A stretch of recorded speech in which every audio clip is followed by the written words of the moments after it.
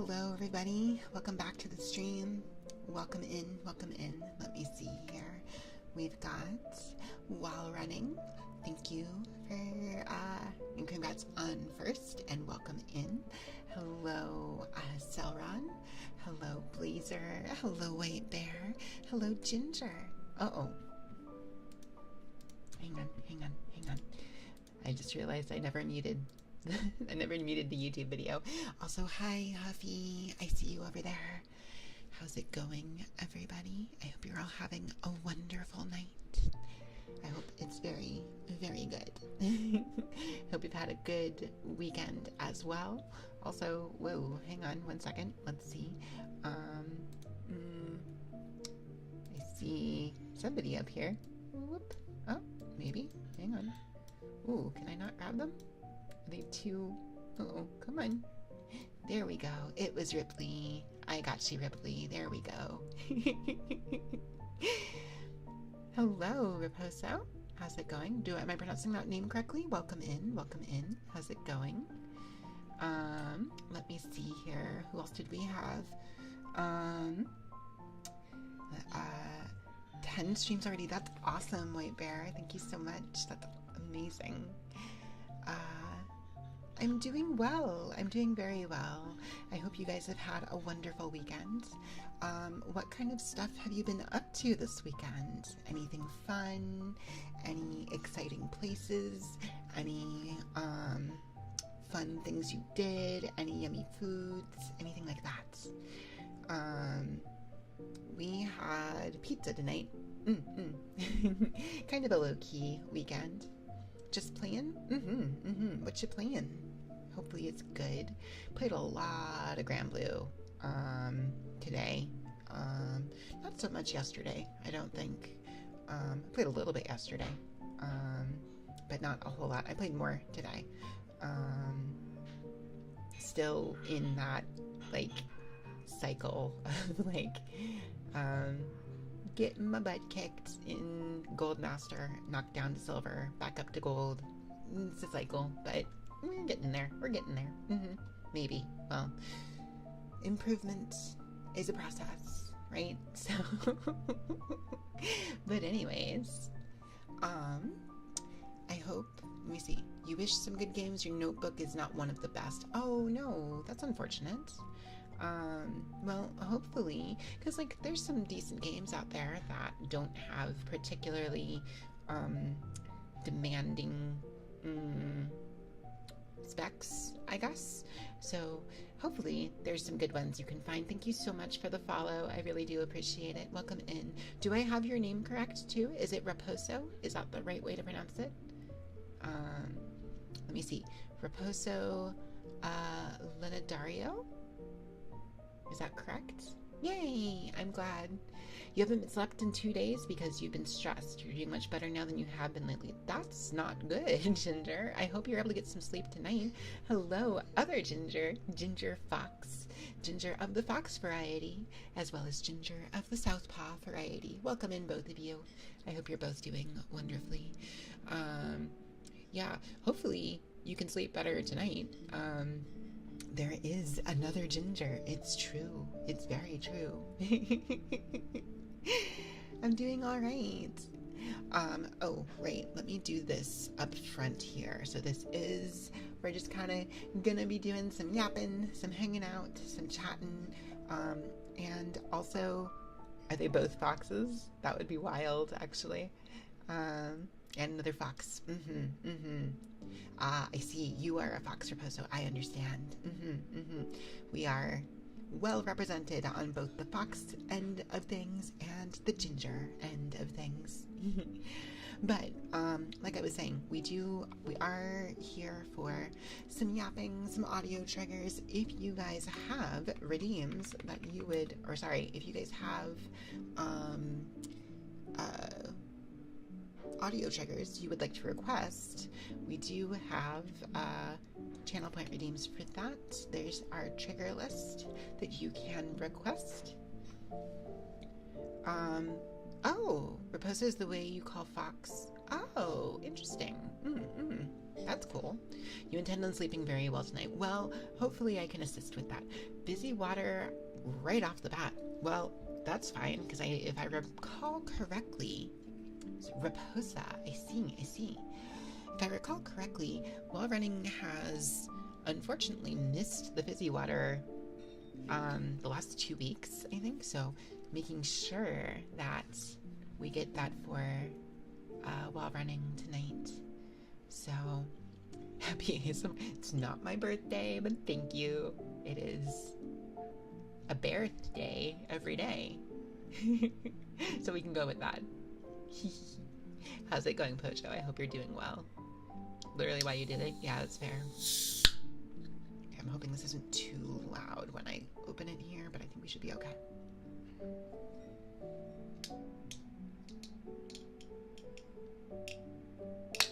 There we are. Was just about to do the fizzy water. Always sounds so amazing. I'm glad. So tonight's fizzy water is mango flavored. All right, you can hear the bubbles a little before I pour it. And here we go.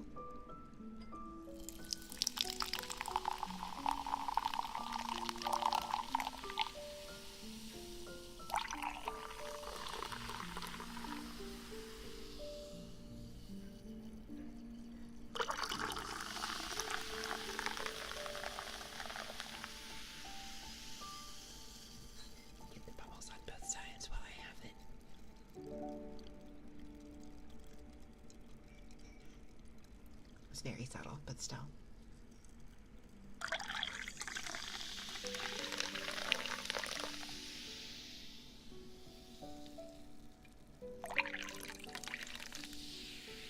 Okay. This glass isn't very big, so I need to drink some.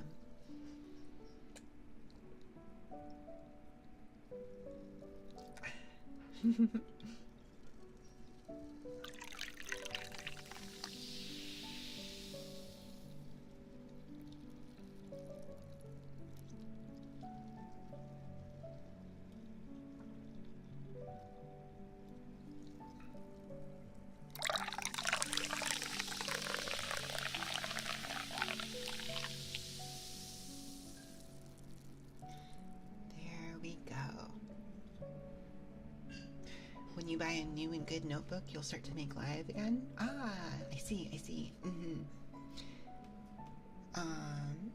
Well, I hope that happens for you sooner rather than later. I know tech is expensive right now, so hopefully you're not too far away from that and you're able to do that. So I've actually got quite a number of things here that I want to play around with tonight. So I mean, obviously the priority is chatting with you guys and yapping and talking, because I always enjoy just hanging out and talking with you guys. But in between, I do actually have quite a number of things to make sounds with tonight. So just have to get a job. Understandable. Best of luck to you in that, though. I really hope it goes well. I really, really do. So I wanted to try this because I think this makes some nice noises. So I have this little plastic container.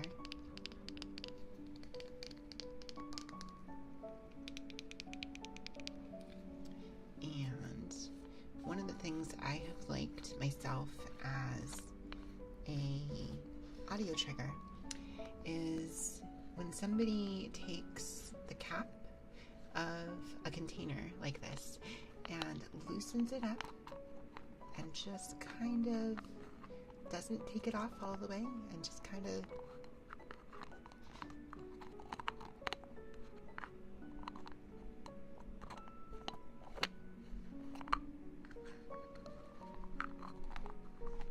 does this.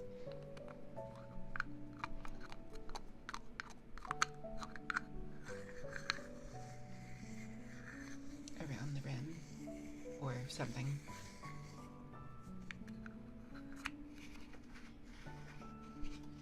That kind of plastic on plastic. Hello, Silent Solidarity. Okay. Alright. Give me 1 second to get this in place. Hello, Silent Solidarity. How are you doing? I hope you're having a wonderful night and end to your weekend. Okay. Silent Solidarity. Hello. Ada.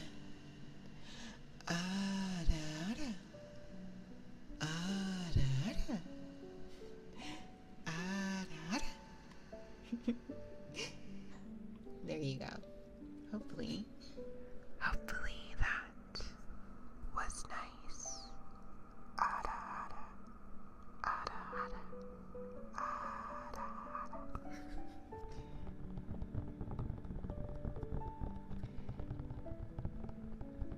But yeah, I've been doing a lot of practicing and trying to improve in Grand Blue lately because Frosty Fastings is coming up at the end of this month. It's not very far away anymore, and I'd like to do as well as I can. So it's been an interesting process. I'm in that weird space right now where I think while I'm trying to improve on some habits, it makes it less likely that I actually win matches. Hello, Zen. Hello. Hi, Zen. How are you doing tonight? Another Sunday. Oh, another set of Grand Blue weeklies. Nice. We were just talking about Grand Blue, actually. I was just talking about the fact that I'm trying my best to make some improvements before the end of this month because the end of this month is Frosty Fastings and I will be competing and want to do as well as I possibly can. And I am in that very awkward place that can happen when you're working on trying to break some bad habits, trying to build some new good ones, trying to improve some specific things where I've not been doing super well in terms of like actually winning matches. However, I do think I am making some progress towards getting some things better. So hopefully that bears some fruit. Bears. Did I do Frosty before? Yes, I have actually. This will be my third year at Frosty, I think. Wait, maybe it's my fourth.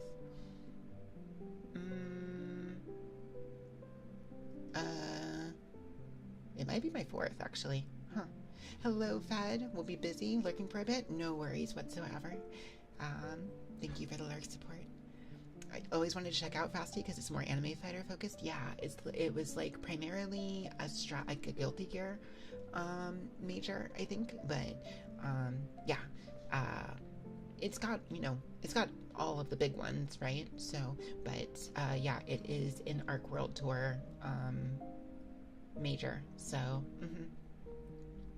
You're jelly. You wish you could travel to majors more easily. It's an best. Oh yeah, I forget. Where are you at again? Are you in Canada?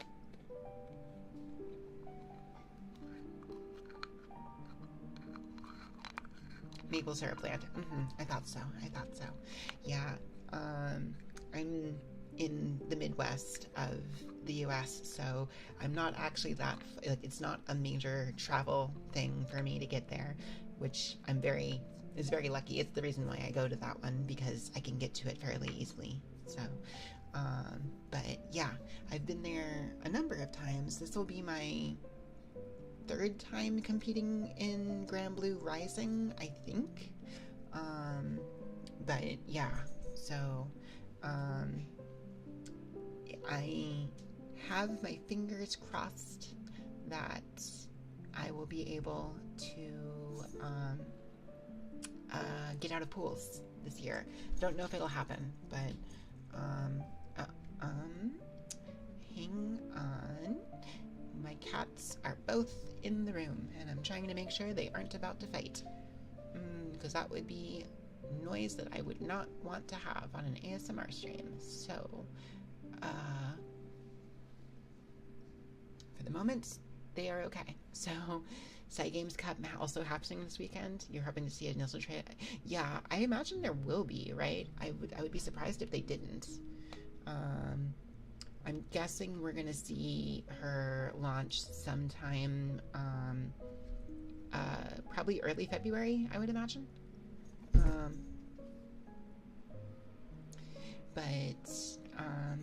Yeah, so that'll be cool. I'm very curious to see what the news is.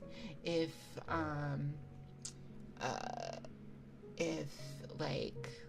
it doesn't happen at Side Games Cup, they'll definitely have something at Frosty, I imagine. If we're real lucky, I mean, they had an early Sandalfun build last year, so I would not be surprised at all if they did. So yeah, it's very possible. I just realized that the way this container is built, the cap, I've been playing with it the entire time I've been talking. The cap actually screws into the bottom. It's supposed to be like modular, I think, so it can screw in. So it doesn't make a sound when it does that. I kind of hoped it would snap. It doesn't snap. That's okay. Not a question of time, but it is an international flight. And yeah, no, for sure. That's not the easiest thing to do. I think it would be one of those things that if you lived close enough to the border, you could probably drive over, but that would also be a long drive. But you also would have to live that close to the border too, so.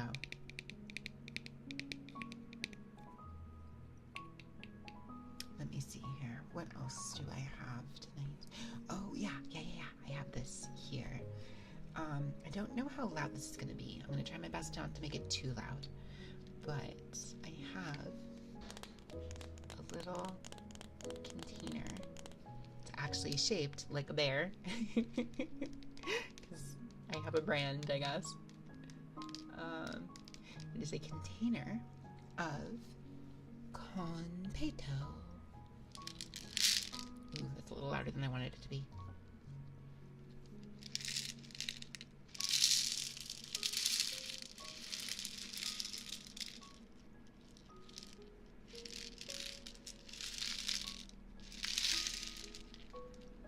I don't know if this is good or not. It might be too loud. I'm trying to put it away from the microphone so you can still hear all of the little tiny potato moving around in the jar, bottle, whatever. That might be a little too loud for this, unfortunately. Okay. Unless, of course, you guys liked it and you want to hear more of it, just let me know. But let me see, what else do we have here? But yeah, I'm looking forward to it. I'm just doing Grand Blue this year. In previous years, I also was competing in Strive. This year it's just Grand Blue because I haven't really been playing Guilty Gear for a while.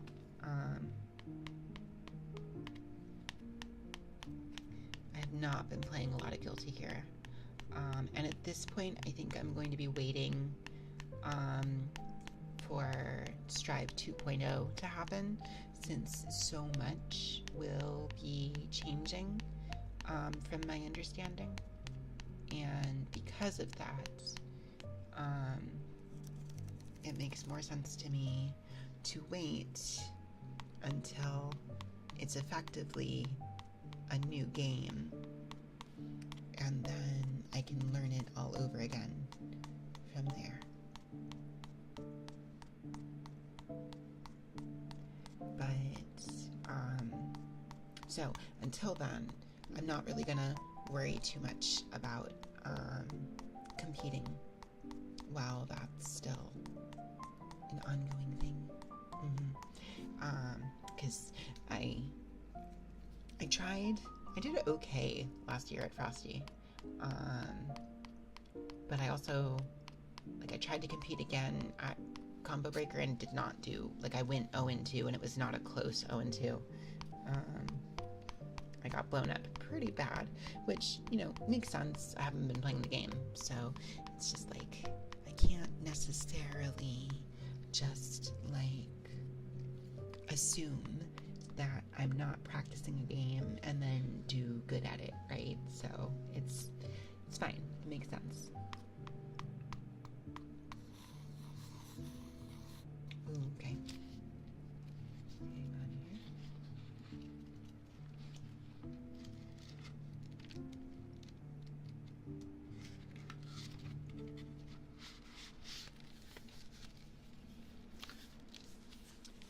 But yeah, I'm looking forward to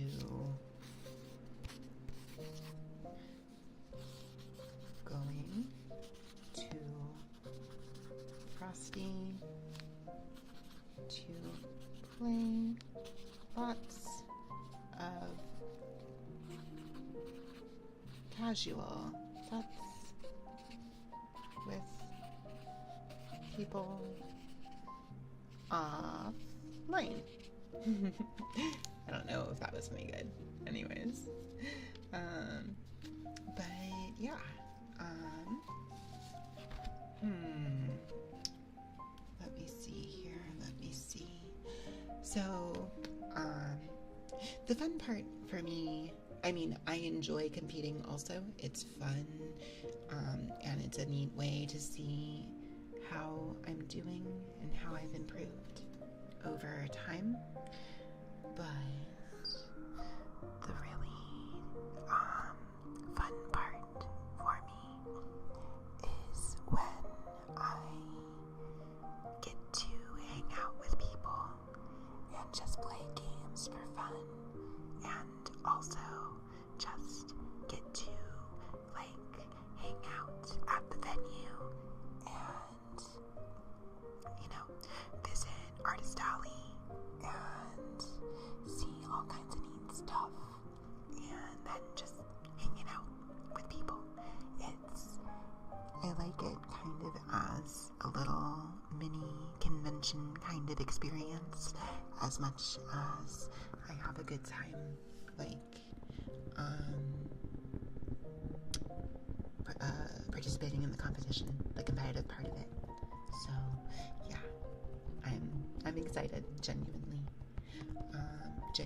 excited to, I mean, I don't know why I say genuinely excited. It's not like I'm faking being excited for it, right? But you understand, you know what I mean. I always wonder when I start yapping about fighting game stuff on ASMR streams, how much, like, because I know I've got, like, a fair number of people in the community. Hello, Ludwig. Here it begins. Here begins Fate's episode. Here begins Fate's episode.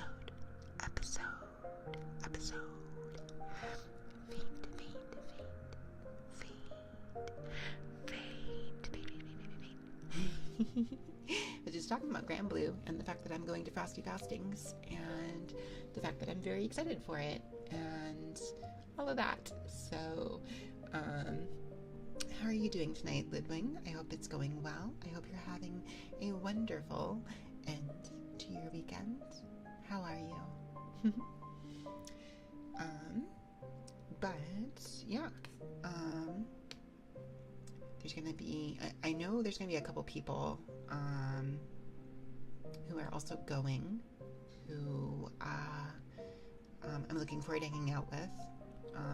Is anybody in chat going to Frosty Faustings, actually? Will anybody be there? I actually don't know. I mean, I think at least one person in chat will be. Um,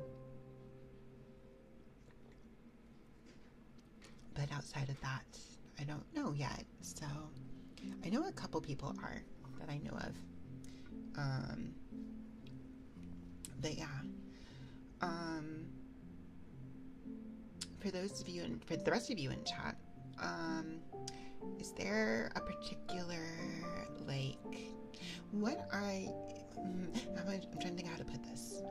What are some events that happen on a yearly basis that you get just very excited for and look forward to every year? Like, is there like a convention that you like to go to? Or like some other kind of like destination place, some kind of experience that you make a point to do every year that you look forward to doing? Because like for me, Frosty and Combo Breaker are both that, right? They really do have the feel of like conventions for me. But like I've occasionally done anime conventions also.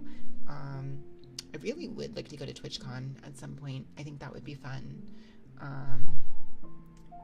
Zero Stay Night Grand Order. Skyfarer.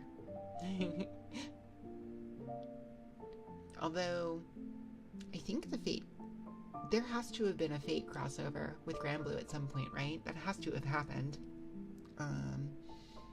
That has to have happened. I'm positive. Like, there's so many, like, crossover characters in Grand Blue that it absolutely has to have been a thing. Never been to any cons before. You'll be going to TwitchCon and Offkai this year. That's amazing. Offkai, I think I'm not going to be able to do, but I really do want to try to go to TwitchCon at some point. I think that would be very, very nice.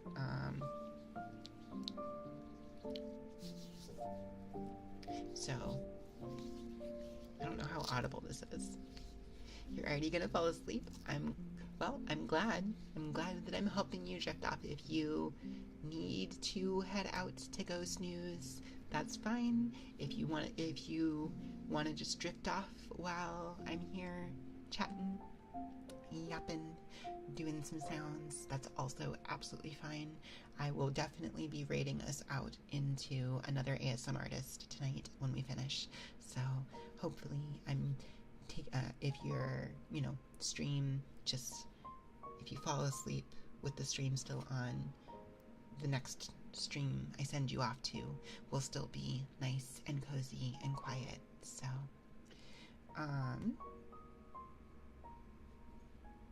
let me see here. But yeah, I've done some anime conventions before. Like I said, I would love to do TwitchCon.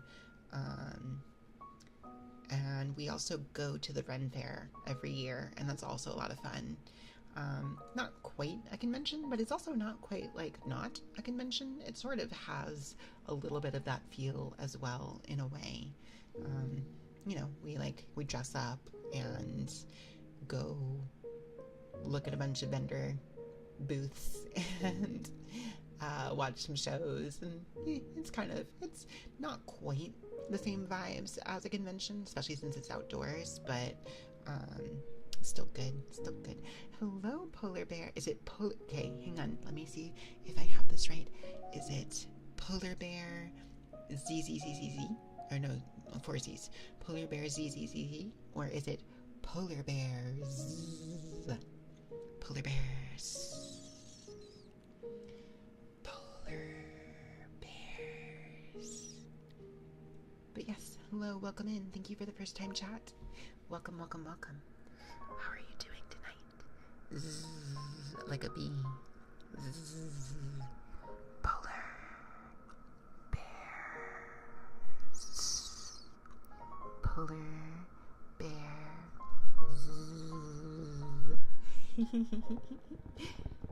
I like it. Thank you for the hydrate, Dr. Smug. And the posture check and the head pats.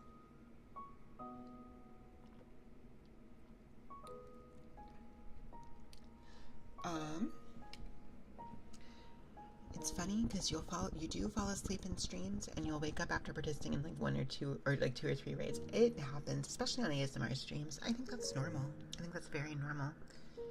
Got stung by a bee once. Was not pleasant. No, it's not. I also have gotten stung before. Not fun. Very much not fun. I remember one time, I hope this isn't like an upsetting thing to talk about. There was one time when I was really little, and this probably has a little bit to do with my phobias manifesting the way that they did. But I remember I was really young, and like I didn't really know better. Cub Chrysler. I mean, a little. I was really young, didn't really know better, and like, you know, it was buzzing things around my head. I was, you know, used to just kind of swinging at them. And I heard some buzzing, and I felt something land on the back of my neck, and I slapped at it. Turns out it was not a fly, and I got the palm of my hand stung. The little pads on my little paw got stung, and that was not fun. Very much not fun.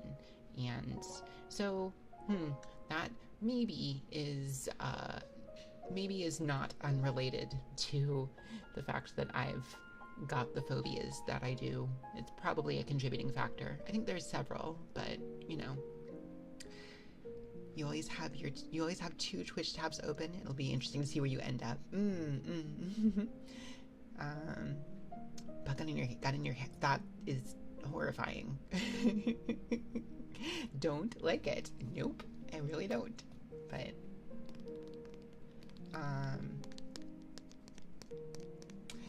yeah, what was I saying?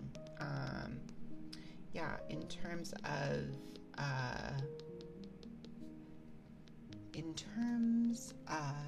events that I enjoy looking forward to on a yearly basis, conventions are that's definitely my jam.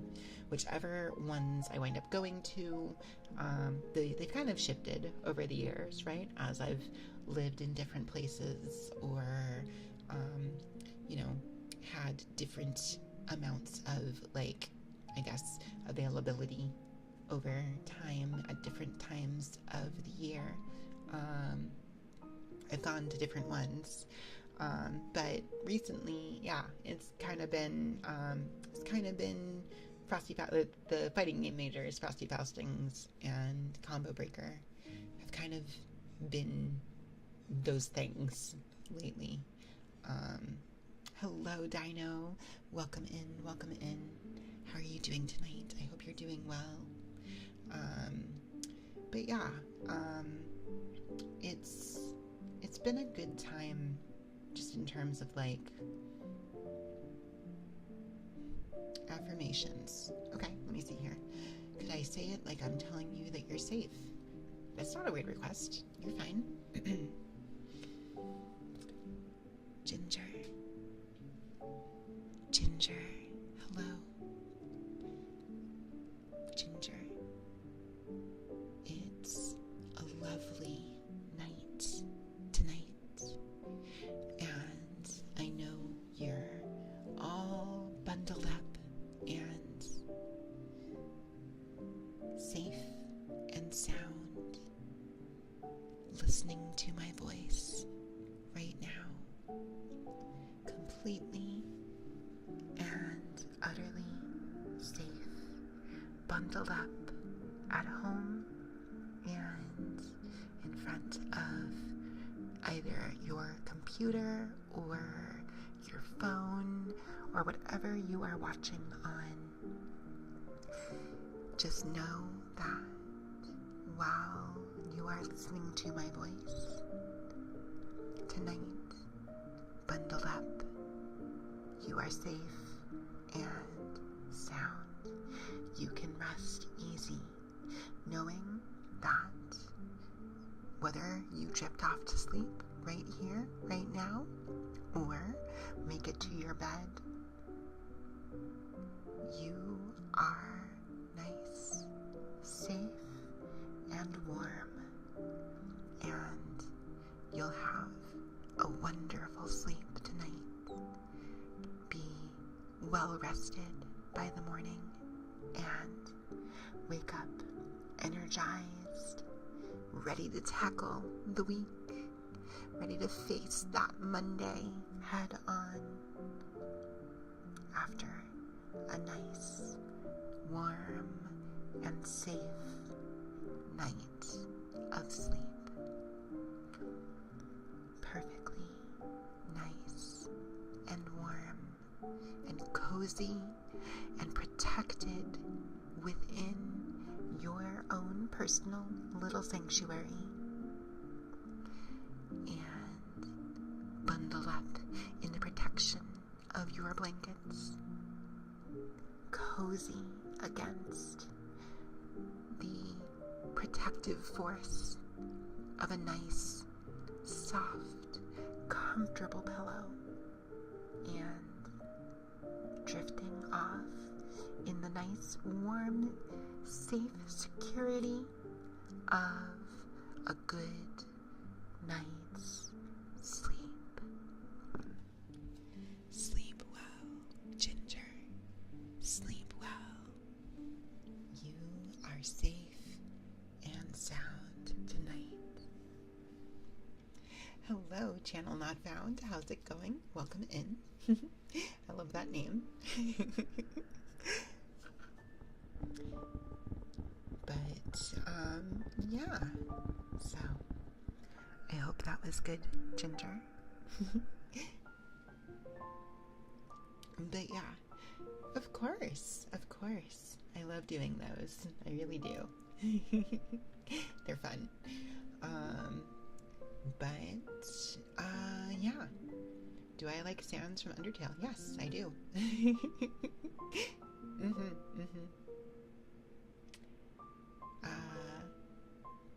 Actually, I haven't played Undertale proper in quite a while. Deltarune, obviously, I played more recently because chapters 3 and 4 came out. Very excited for chapter 5. Very, very excited for that. But I actually haven't played Undertale in a hot minute. But yeah, I really like that entire cast, and that includes Sans as well. It's a good game. Good game, good cast, good characters. Moldy cheese, yes. You just feel scared sometimes. It helps to hear someone telling you that. I understand. The world can be kind of a slightly, scary, intimidating place sometimes. But I think a lot of times we make more out of our fears than rationally can hurt us in the moment, right? And especially when you are nice and cozy at home in your personal little humble abode, your little sanctuary, it's a good place to be. And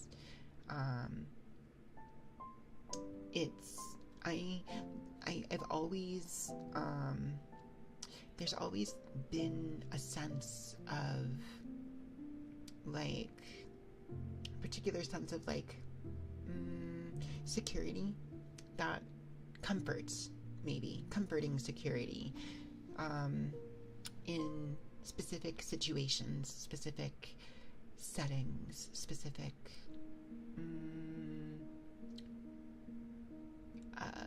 experiences, I suppose. And curled up in a bed, bundled up in blankets, and just kind of close out the world and just kind of exist, and it's always been a source of comfort to some degree, even when things are going bad, because sometimes they do. Sometimes they go very bad. But even when they're at their worst, it's like, I think I try to hang on to the idea that, like, I'm going to go to bed tonight. And tomorrow still is going to be there. It's going to be a new day. And maybe things aren't necessarily improved, but I'm still here. I'm still existing. I'm still continuing on in spite of it all sometimes. Obviously, you don't necessarily want that to be, in need to be in spite of it all, but sometimes even when it's at its most dire, that's still a thing, right? And you just keep going. And eventually, things turn around. I've had that happen multiple times, actually.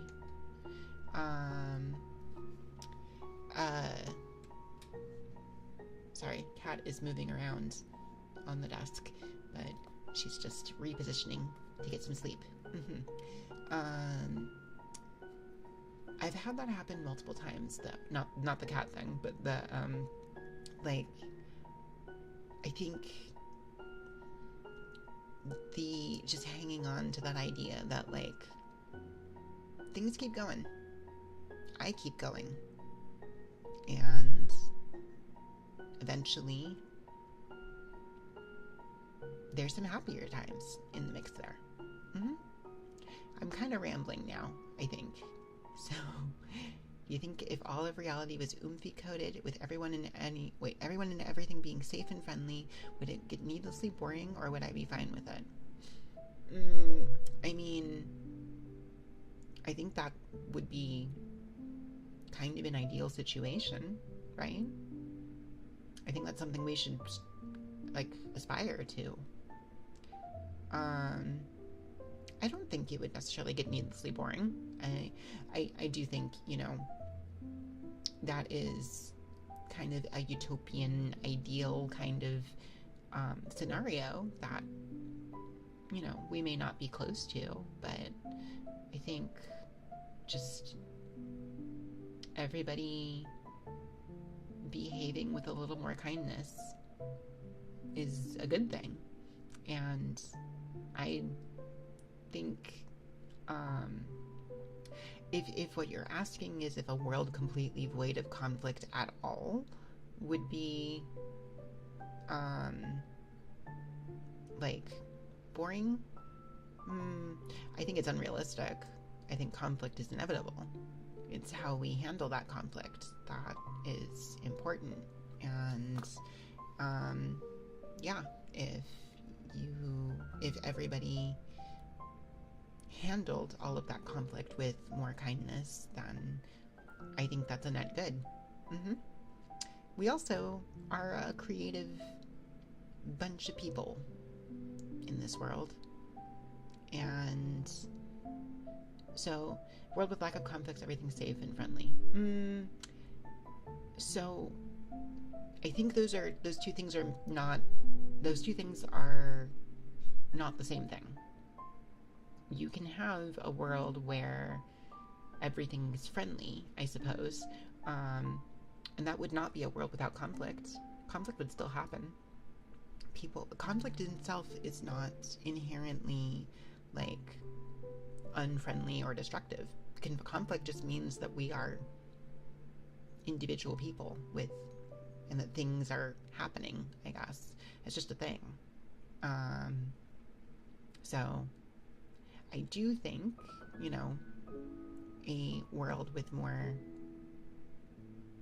I guess, kindness and friendliness would probably inherently have less high stakes conflict, probably, but also, like, again, I don't think like you have to have unfriendly behavior for things to not be boring. Like I said, we're a creative bunch. we can come up with things that are interesting, right? So I don't know. I do think it's definitely a kind of weird, not weird, but it's definitely a thought experiment kind of thing, because like a lot of this is subjective, but yeah, and also that's the world we live in is what it is, right? So hello Ing, how's it going? How are you doing? Hopefully not too bad. Thank you so much for the follow. Is it Amosa? Thank you, appreciate it. Welcome in. Let me see here. How's it going though, Ing? I hope you're doing well. Thank you for the check-in, Zeku Bunny. Welcome in. How are you doing tonight? How are you doing tonight, Bunny? Cozy time, yes, yes, very much so. I hope it's a good one. I hope you're doing well. But yeah, I don't remember. Wait, if you found a genie that will grant all of your deepest desires, but only if you manage to face all your deepest, darkest fears, do you think getting your desires granted is worth it, or will you just not bother? That is an interesting question.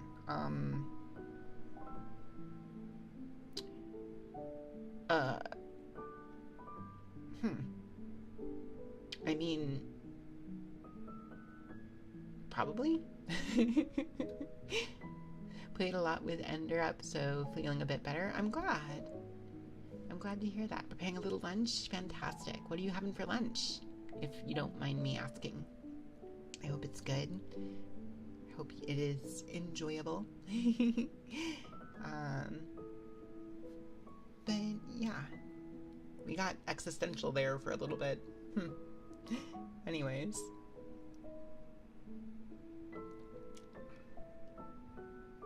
Let me see here. Tuna in salad with a side of toast, Italian dressing, and chili. That sounds awesome. Oh my gosh. I hope it is absolutely wonderful. Let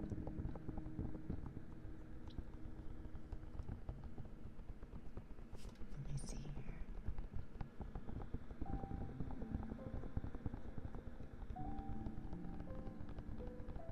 That sounds really nice. Yeah, it does.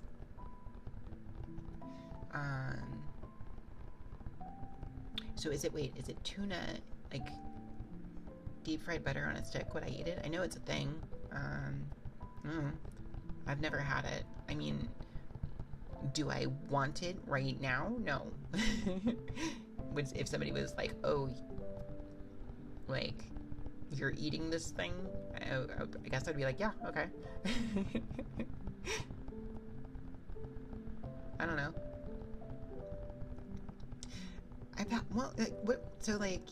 There's all kinds of weird carnival food and stuff.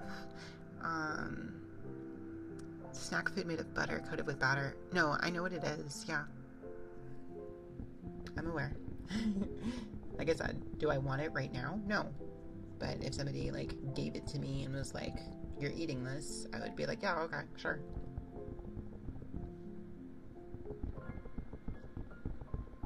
I'm trying to think what's, like, the most out there, like, carnival food or snack or whatever that I've eaten.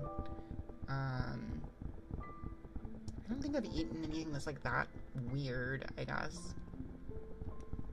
I mean, I guess that's, all relative. I don't think most of the things I've eaten are weird, but, like, that includes stuff like takoyaki, which I know some people probably feel kind of weird about. I don't know. But takoyaki is so good. Oh my god. Deep fried ice cream. Yeah, deep fried ice cream is really good. It's not weird. It's good. It's really good though. But yes, I have had deep fried ice cream. Evie Bear, hello Zhao, welcome in. No, deep fried ice, it's so good. So it's like they take ice cream, like just get it like because it's like it's one of those things that like you hear it talked about and you're like, that's not a thing, but it is a thing. Let me see. Okay. Are you asking me to read this as a this entire article?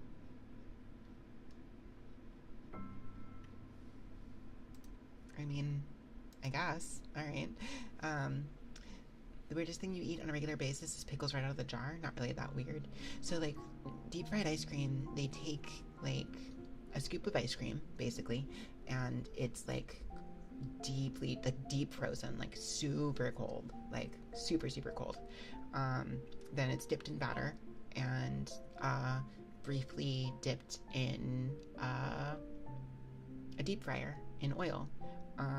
So the batter on the outside gets crunchy and deep fried, and so you have like this just like cryogenically frozen. No, I mean probably not. It's just very, very cold.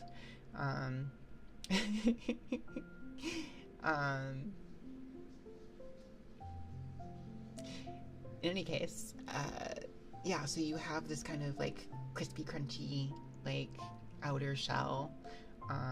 Usually kind of, I think it's like a corn-based batter. It's usually like sprinkled with some cinnamon and stuff, and with like whipped cream and stuff on top of it. And then you break through that shell, the deep fried shell, and then you just have like vanilla ice cream on the inside. It's really good. It's really good. It's so good. I like it a lot.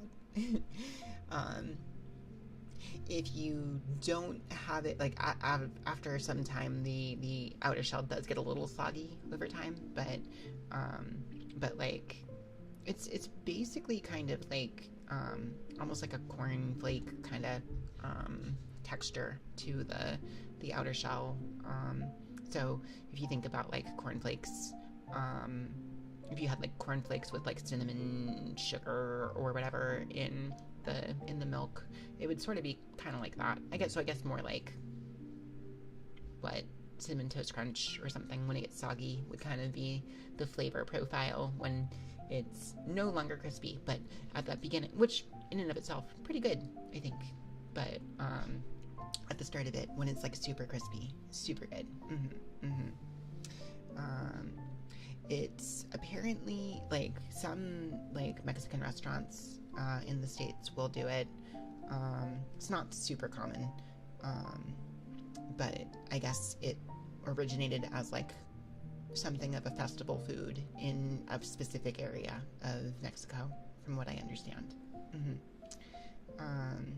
So it's really good. So I guess I'm doing a reading of this. Not that long of an article. Yeah, it's fine. I will do a reading of part of this, I guess. Let me see. I'm not going to read the entire thing, but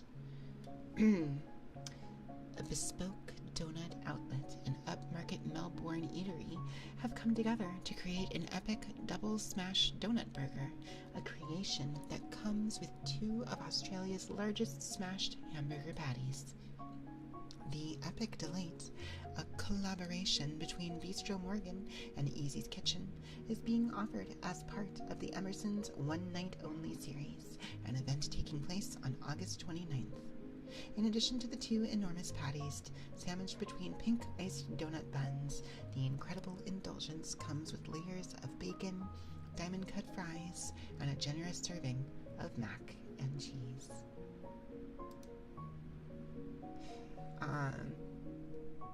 You're a big fan? Thank you, I appreciate that. Is it Lane Elliman? Welcome in. How are you doing tonight? I hope you're doing well.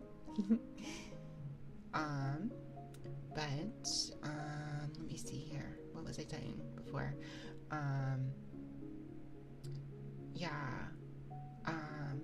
Point being, would I eat this? Yes or no? Probably not on its own. If somebody, I guess, gay, I wouldn't seek it out, I guess. I don't read that and go, oh my god, I need that. I read that and go, like, that sounds like a lot. It sounds interesting, for sure, but it is not something I would necessarily seek out myself. But I'm also not necessarily, like, I'm not really the kind of person to do, like, food challenges or whatever. You read and see and get repulsed at the combo.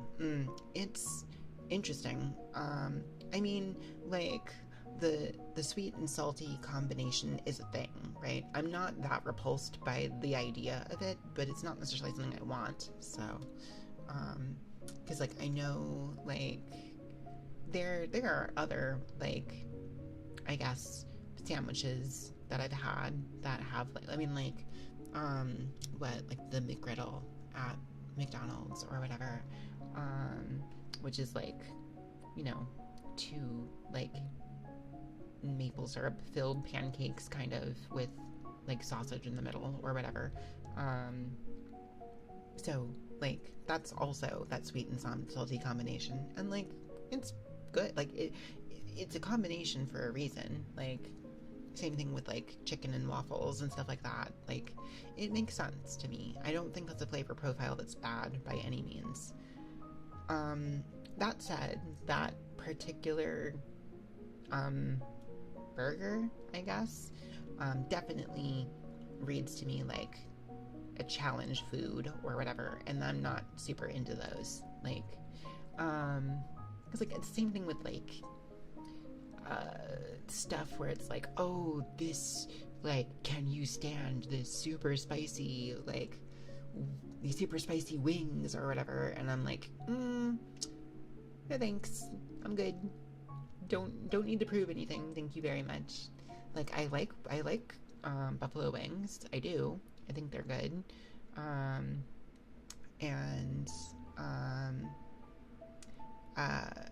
And like I do enjoy some like spice, and I really enjoy a certain level of spice in my food, to be honest. But like I'm not like, the thing is for me when it comes to spice in food, it's like I like it when it has a flavor, right? Hello, Commander James. Welcome in. How's it going? Welcome.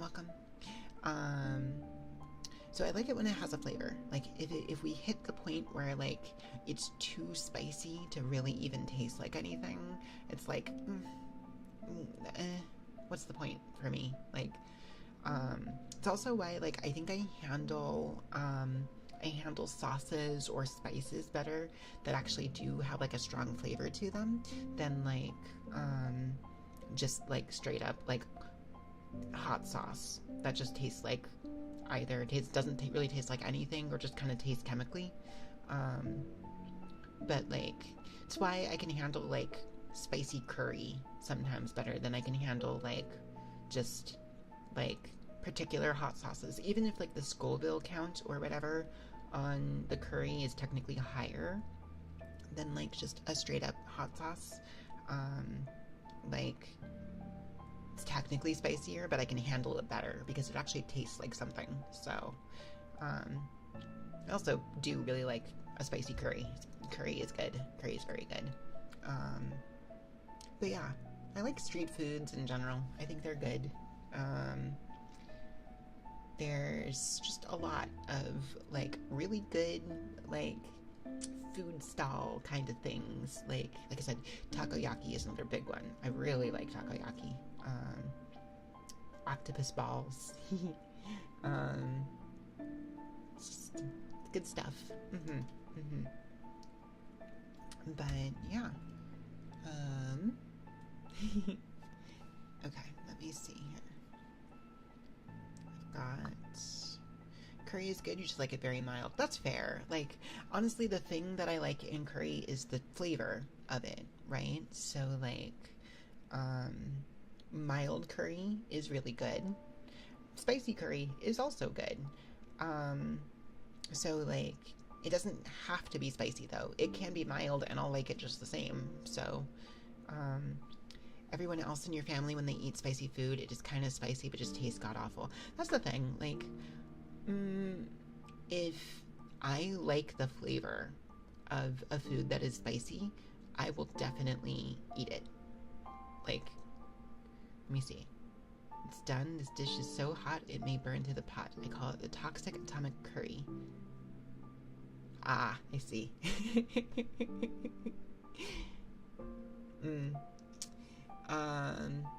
Yeah, like there is a a limit, right? But I like there is. I mean, I've done spicy food stuff on stream before. Like there was during that subathon where I did the bulldog, like the extra spicy bulldog, and did interview questions. It was basically like a hot ones, but with ramen instead of wings. That was painful. It also didn't taste very good, so it's just like, that's kind of my problem. When stuff exists just for the sake of being spicy, like, that's not so great, right? But when it's flavorful and just happens to also be spicy, like, that's good. And there's times when, like, I enjoy some of my food having some of a kick to it sometimes. It depends on what it is. Not everything has to be spicy, but I genuinely, like, I mean, you know, yes, of course, haha, but, like, I love hot honey. Like, really, really enjoy hot honey. We have some really good hot honey that we actually got from, speaking of the Ren Fair, we got it from the Ren Fair. And, yeah, it's really good. It's really hot. So, but, but it's really good. But like, that's the thing. Like, I've had various, like, hot honey on its own. Like, it depends on what it is, right? Because, like, I've had hot honey that just kind of is sort of like, okay, whatever, like, there's sort of maybe a little bit of a kick to it. Like, the way I've put it before was like, you showed the bees like a picture of like a chili pepper or something, and that's how spicy that honey is, which is to say not at all, and maybe just has like a little bit of like, I don't know, maybe like a little bit of a pepper flavor to it, maybe. And then I've also had hot honeys that are just like, oh, I can't have too much of this. But the one we got is along those lines, where it's just like, it's good. I'm realizing I had the opportunity to put some of it on my pizza earlier today, and I did not do that. Oh well. But regardless, good stuff. But that's my point, though, is like, hot for the sake of hot that doesn't taste like anything, I'm not interested. But if it's good enough, I will try it. But my spice tolerance is not bad, but there is a limit to what I can handle. So,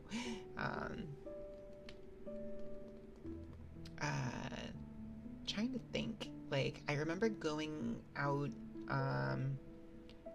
when I met up with Barry and some of the others. We went to a Thai place, and that food gets really spicy, and I was able to handle some of it, but like, there's definitely a level where it's like, no, this is Thai spicy, and it's like, okay, maybe I stay away. Maybe that's too much. Like, there's only so much I can handle, so, but yeah. I don't remember what got us on this topic. I really don't. But, thank you for the head pats.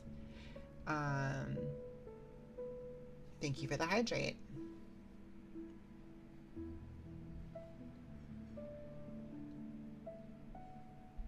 Okay. So, we're gonna take, you don't know either, but you're all for it? Yeah.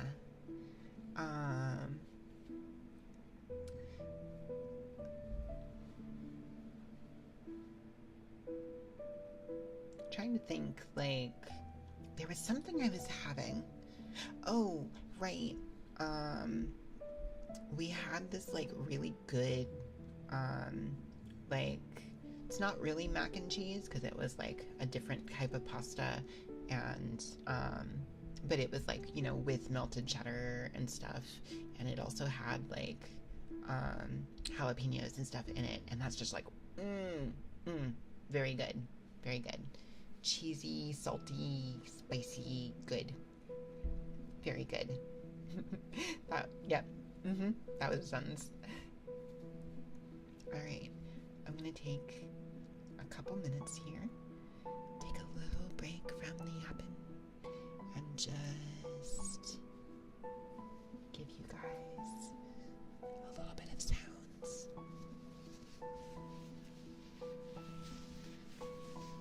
Feel free to keep chatting in chat though, and I will catch up in a moment.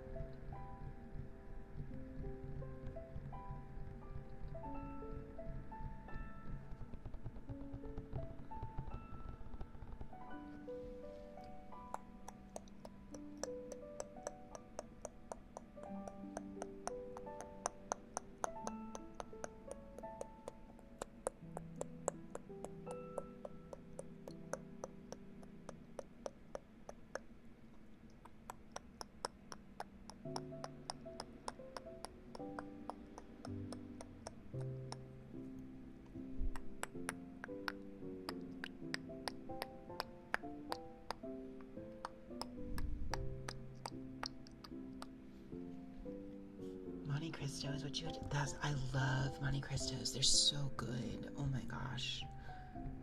They are, they can be a lot, but they are so good. Oh my god. Like, man, like especially like right when they get served and they're still nice and hot, and it's just like, oh, I'm gonna die. I'm gonna die. It's so good. Whenever we've gone to, there's a specific restaurant in Disneyland when we've gone, purring. I don't think I can personally do that. I do have a cat right next to me. I don't think I can get her to purr loud enough for you guys to hear in the microphone, but I can try to do something along those lines, but and see what I can replicate sound-wise, if I can make something good. But there's a restaurant in Disneyland that we go to sometimes called Cafe Orleans, and they have an amazing Monte Cristo. It's so good. Like, the full thing of like, so like if you're not familiar with what a Monte Cristo is sandwich-wise, in chat, it's basically it's ham and turkey. Thank you so much, Quintarius, for the follow. I appreciate it. Welcome in. But yeah, it's basically like, it's like a ham and turkey sandwich in like pretty like sizable slices of bread that are then like deep fried, and then like, oh well, also with like Swiss cheese and stuff, deep fried with like powdered sugar sprinkled over the top, and it's usually served with like a jam or something that you're supposed to dip it in, and it's like so not good for you, but it's so good. And just like, yeah, it's very, very tasty. Okay, let me see here. What can I do with that? I can't really, I'm not great at like doing tongue trills and stuff, so I'm not sure if I can get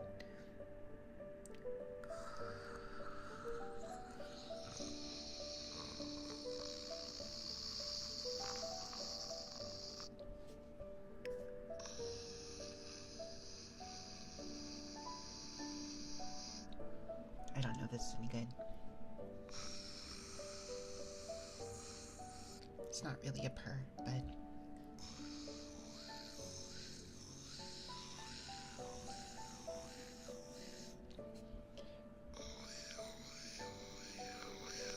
thank you for the hydrate. I don't know if that was anything, but I sure did do it.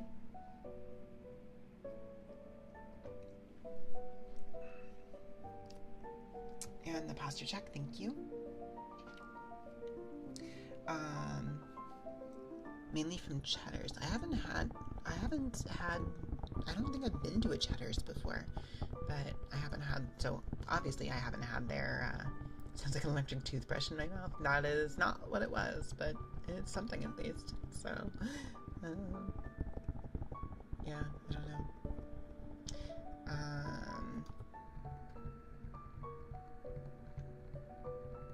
Let me see here. But yeah, I've never been to Cheddar's, so, but hopefully their Monte Cristo is really good. I imagine it must be, if you've had it frequently, so, or rarely, I guess, but if you've had it, if that's where you've gotten them before, so, you're fine.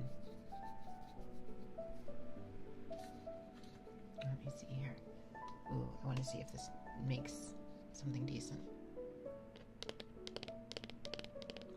What kind of sandwich is that? I already described it, but yeah, it's basically ham and turkey on Texas toast, which is then deep fried. Oh, well, also with Swiss. So like melty cheese is deep fried and sprinkled with powdered sugar and served with some kind of jam. Usually like strawberry or something.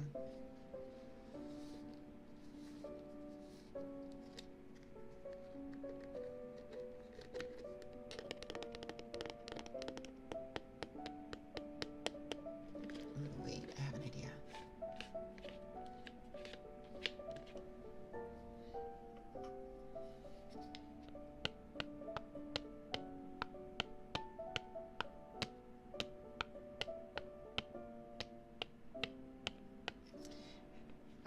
I'm curious, Ing, how is your Grand Blue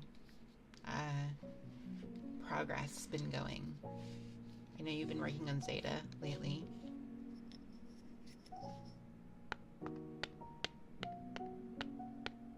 Are you working on climbing with your main also, or are you just working on getting alts up right now?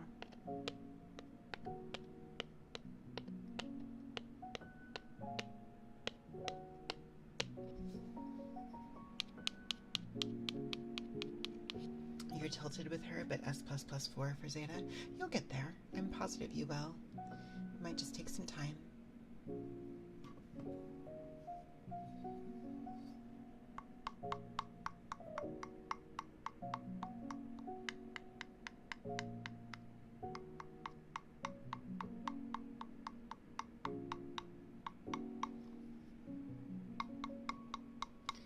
At the moment, Fairy's at Gold Master, leaving her there for now.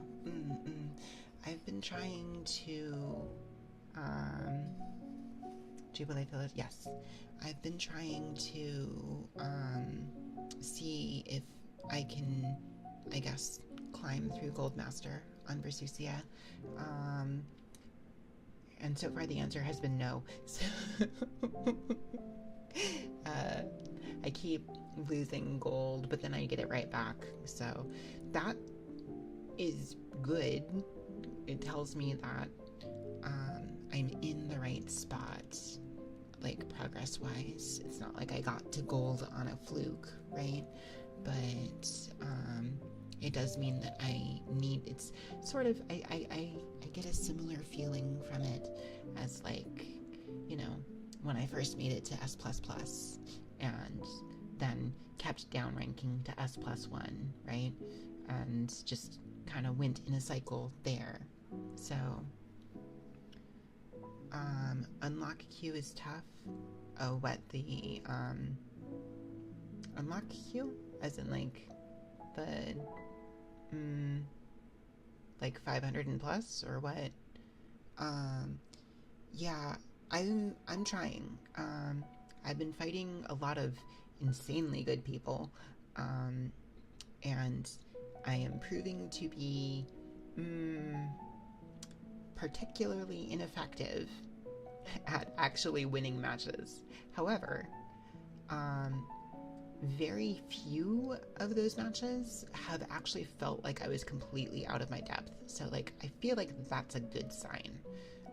It means that even if I'm not, like, there...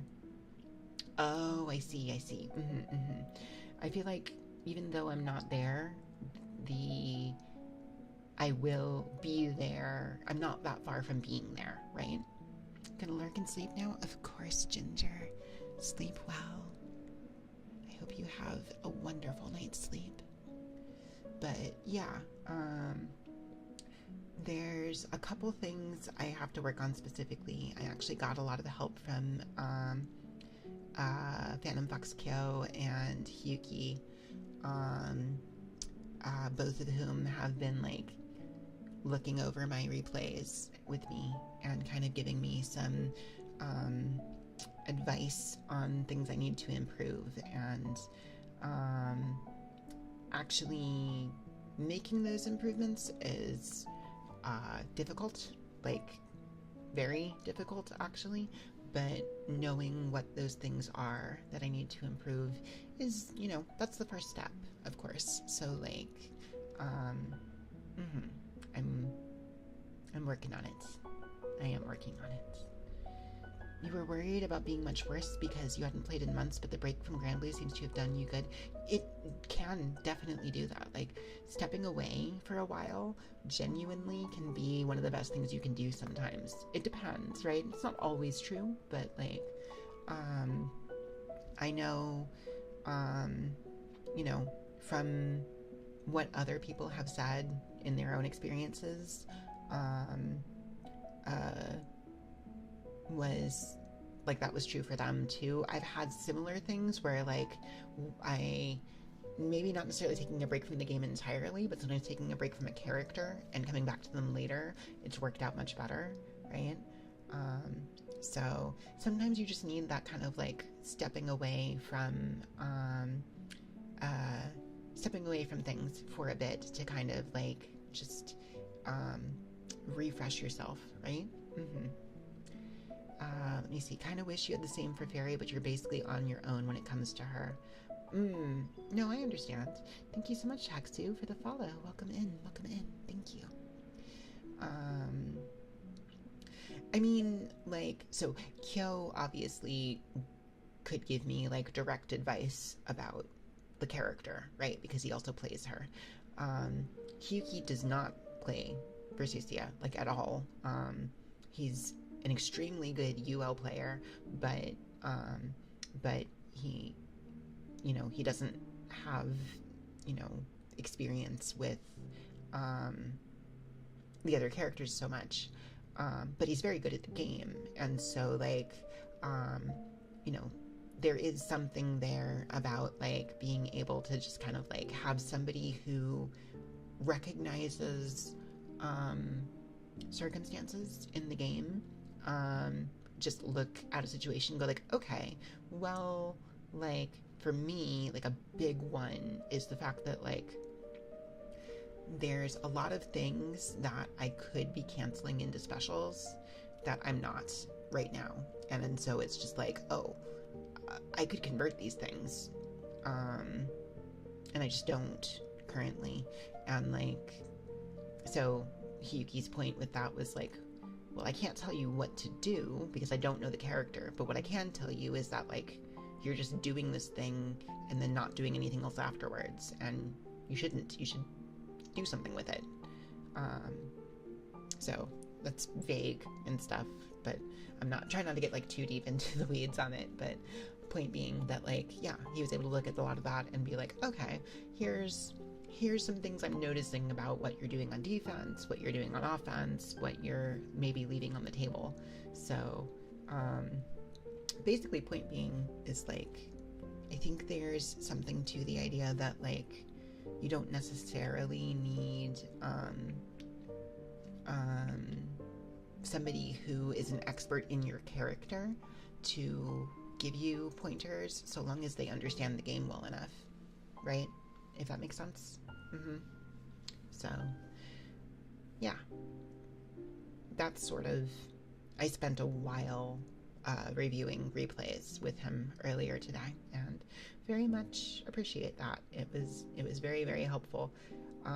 Like I said, the actual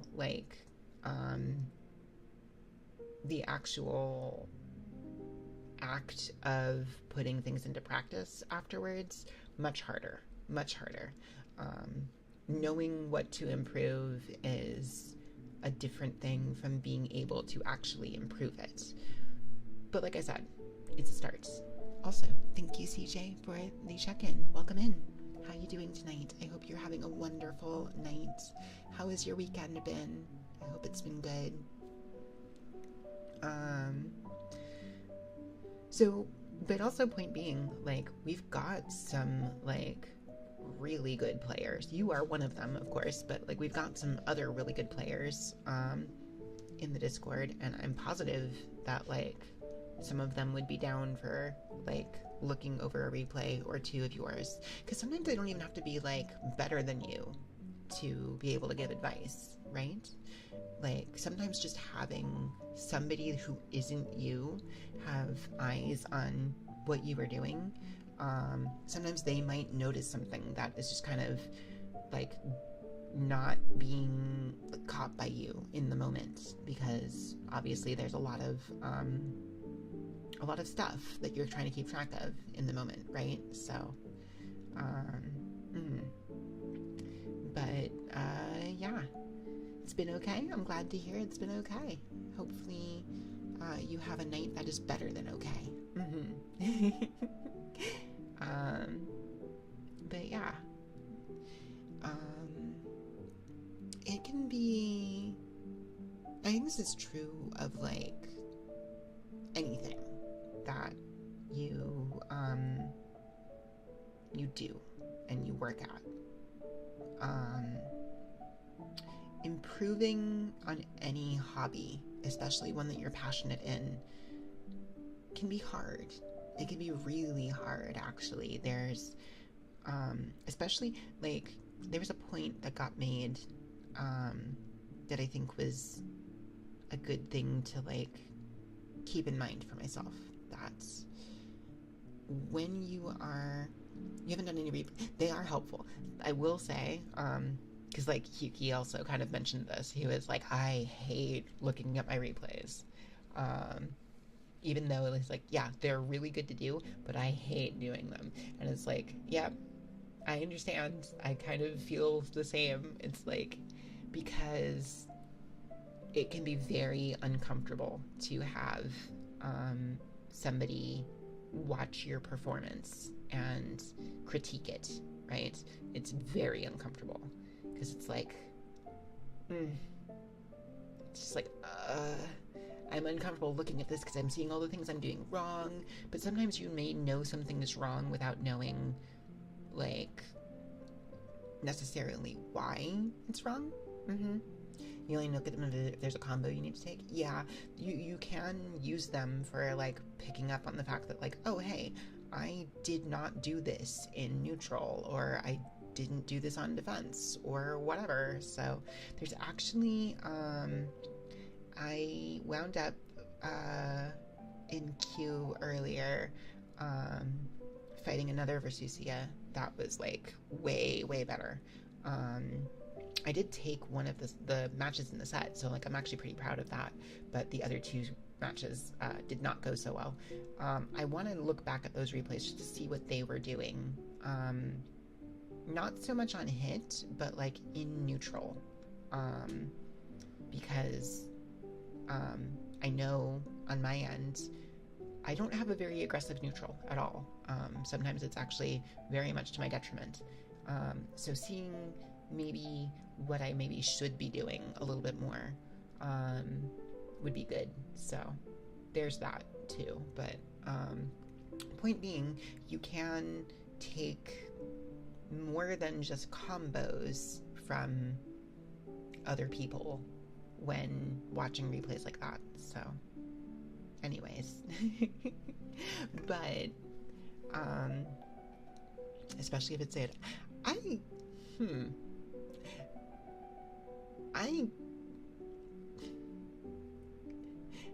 I feel like,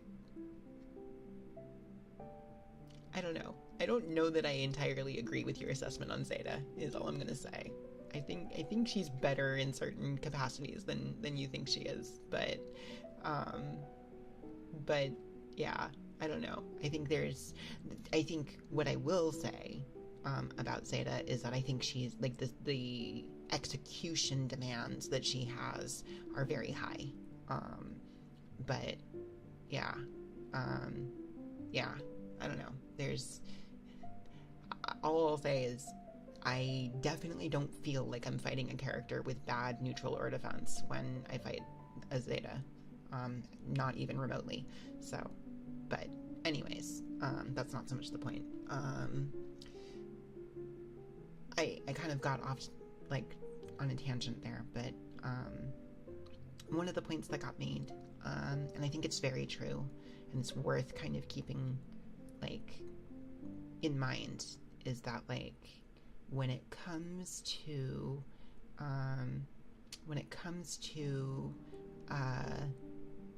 you know, improving at a thing that you're passionate about, especially if it's a thing that you're already good at. And I think it's safe to say that, you know, people like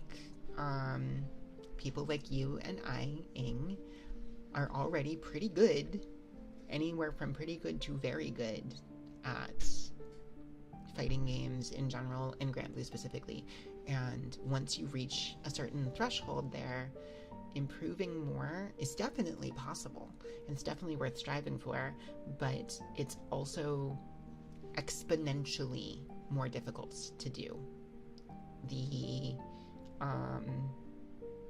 stuff that you need to improve on becomes harder to obtain. Also, hello, Ripley. Thank you for the check-in. Welcome in.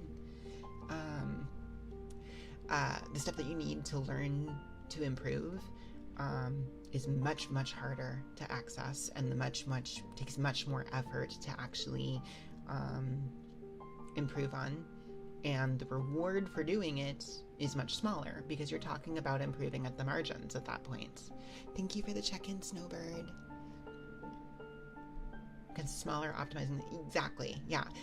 You're putting more effort into, yes, when you're a beginner, improvements are often obvious, maybe not obvious, but they're often there's like very clear answers on very big things that you can improve on, and those improvements usually come with big and immediate results, right?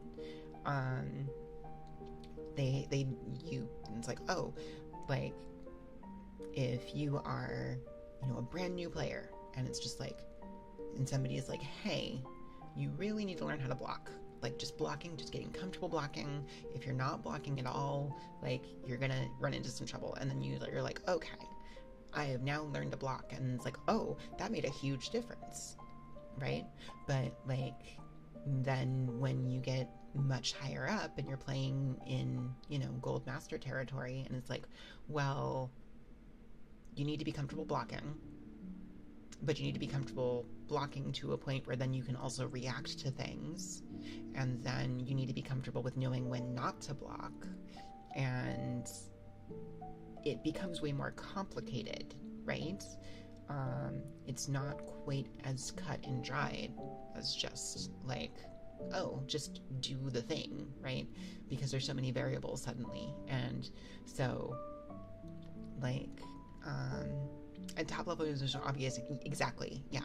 It's the things you have to do are way muddier because they're way more circumstantial. And I'm still at a point where I have not improved yet. Like, I'm not good enough yet there, which is not to say that, like, I'm not good, right? But I'm not so good that I don't have some very obvious things that need improving, right? And obviously there's always an improvement you can make. Even the best player in the world, like, has things they can improve on. That will always be true. And, like, I love that my ASMR yapping streams inevitably become, like, FGC pep talks. Is this my niche? Is this the niche I've, like, carved out for myself? Is I'm the ASMR artist that talks about fighting games? That gives, like, mindset, like, pep talks? I don't know.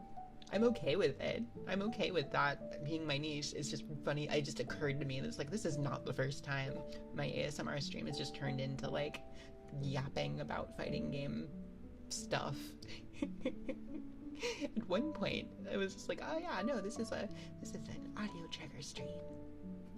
And now I'm just talking about fighting games. It's fine. I really don't mind. It just occurred to me. Anyways, it's not a problem.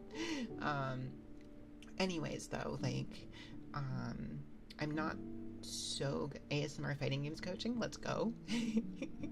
I'm not, so, like, here's the thing. Well, okay, let me finish my thought, and then I'll get to other thoughts. So, oh man, can you tell I have attention issues? So I'm not so good at things that there's not still some of those pretty clear answers of, like, things I need to improve. The things that I still need to improve are pretty cut and dried. That said, they are definitely harder to improve on. Like, actually putting those improvements into place is harder than most other things I've done up to this point. Like, one of the big ones has been cleaning up my inputs. My inputs are real bad. That said, I have been making some progress, but I'm dropping a lot because now I'm trying to, like, not hammer on buttons to make them happen, and sometimes that means they don't happen.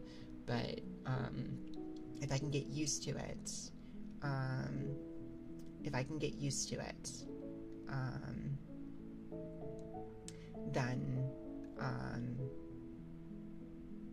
then it should make my overall execution better, right? So that's a thing. But it's hard to do. It's really hard to do because I'm so used to just, like, mashing the shit out of my inputs to make sure they happen. And they do most of the time, but then I get unintentional stuff sometimes. So anyways, there's a reason I need to improve it. So I wish that I had, because, like, I've tried to help newcomers learn particular games before, Grand Blue especially, and I feel like I do an okay job, but I lack the confidence, I think, and it's actually kind of a problem for my play as well, but I lack the confidence to really teach people beyond a certain level because I'm not confident in my own knowledge, I guess. Even though I do know quite a bit about the game, and I'm pretty good at it, but like, it's still, I hesitate to call myself a coach on any level, even when I am kind of coaching some newer players in a way, but it's super real. It's a thing, right? I'm just like, I have been able to stop myself from saying that I'm not that good anymore, right? Because that was a problem for a while. It was very, very easy for me to fall into that trap of being like, well, I'm not actually very good. But it's like, no, objectively speaking, yes, I am. Like, objectively speaking, I am. Like, it's just flat out untrue to say that I'm not. You love hearing me say that I'm pretty good at the game. Aw. You need coaching for sleep. You're losing the matchup right now. I see. You have the problem of not wanting to beat newcomers up. I feel that. I really feel that. And like, to some degree, it's like, so here's the thing. When it comes to helping brand new players, right? There is a level of like, absolutely, Rex. Have a good night. Sleep well. Rex. Sleep. Go to sleep, Rex. You can win this matchup. You can do it. Sleep well. But yeah, when I help like brand new players, there is people, there's a fallacy out there that you don't improve fighting people better than you, right? It's not actually true. It is actually kind of a good thing and kind of important that you play people who are better than you, right? That is part of how you improve. However, there is a limit to that, right? Because it's like, hello, Jazz. Welcome in. Here, let me do this because it's been a minute since I've had this up on screen. But, we are yapping about fighting game stuff, and just chatting in general. However, please, if you guys do want particular audio triggers, the list is right there. Feel free to request those, and I'll be happy to do them. Even if I'm interrupting a thought to do them, that's what I'm here for. So, in any case, there is a limit to, and I think it's true for most competitive things, right? When you're joining a thing and somebody is trying to teach you and stuff. Like, it's the same thing with like chess, right? If you're playing somebody who's really good at chess, absolutely, Jazz. If you're playing somebody who's really good at chess and you're just learning how to play the game and you play them and they're like 3 moves in, they're like, well, you're checkmated now. And it's just like, oh, okay. What was I supposed to do? Right? Like, what am I supposed to do? No triggers, more coaching. We'll get back. I've got an entire additional hour and 15 minutes before we'll be closing out stream. Got plenty of time for chatting.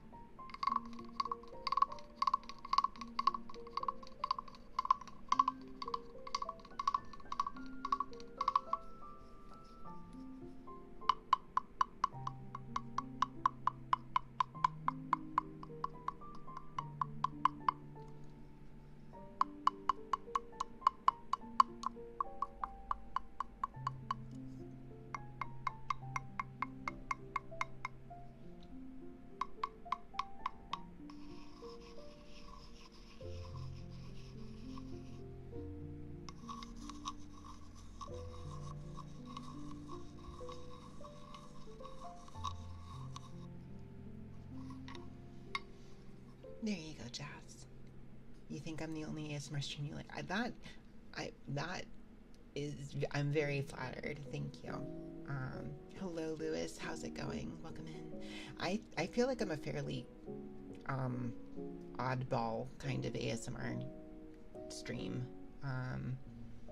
Because like mostly I just start chatting and just talk and stuff, and I don't do a whole lot of triggers sometimes.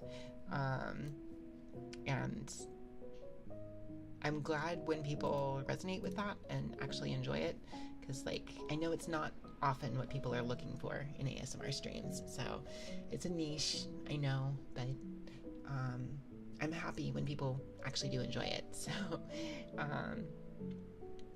So I don't mind doing like our tangent after tangent after tangent chatting, because how to get the custom stream avatars, I commissioned them. I believe I'm almost positive, if I don't have it in there, I need to. Let me take a quick look.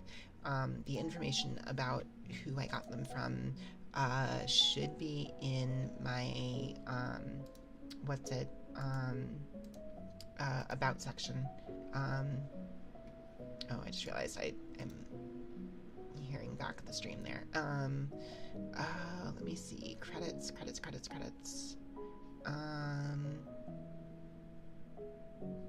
Oh, I don't think I have it there, actually. I need to add that. Yeah, that's not good. I need to add credits for that. So I will do that. Thank you for bringing that up, because I need to credit that. But I got it off of VGen, basically.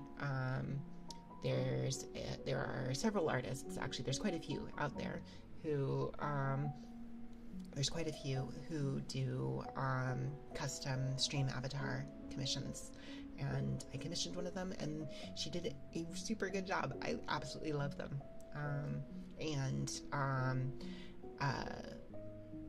Of course, like the original design for them was done by Kona Coffee Cream from my community, who is just an amazing artist. She's the same artist who does most of my emotes, and actually helped with my design and stuff.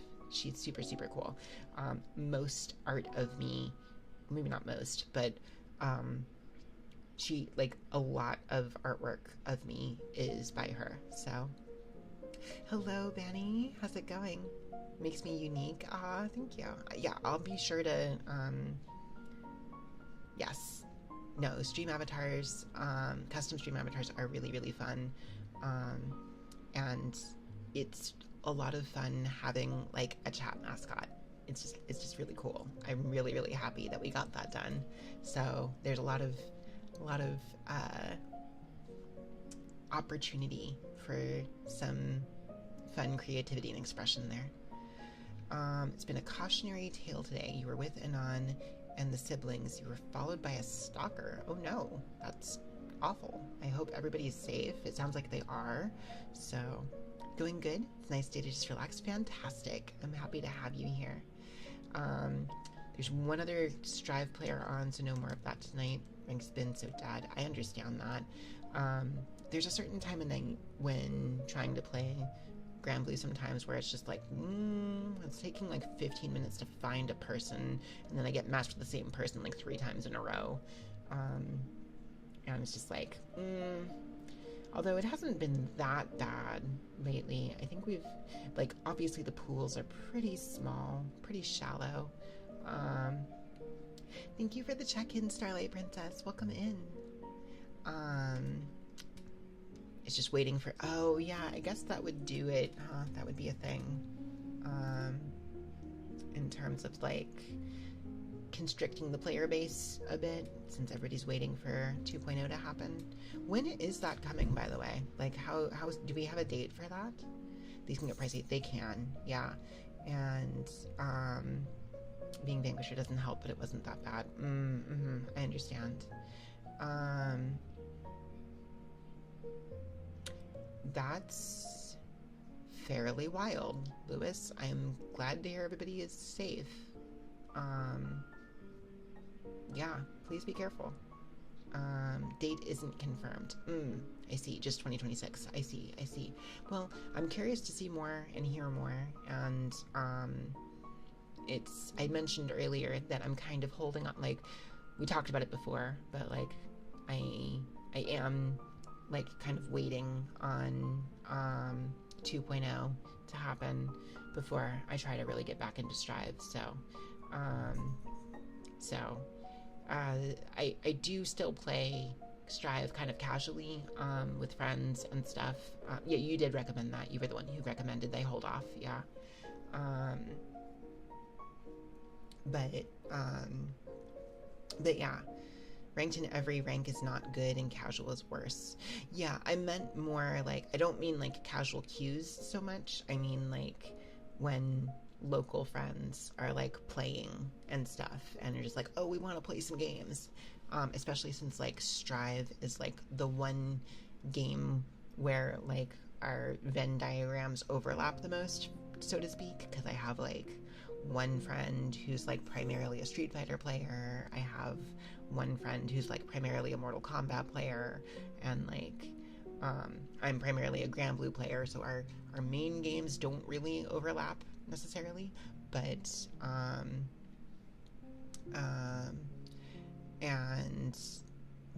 like Strive is like the one game that we all kind of play, so we can just kind of hop on that and have some like silly fun. In regards to playing on stream, yeah, no, of course. Aside for that, yeah, no, my day went well today. I hope aside from what happened with you, everything else was good. So what game got my first into fighting games? So growing up when I was real little, I think one of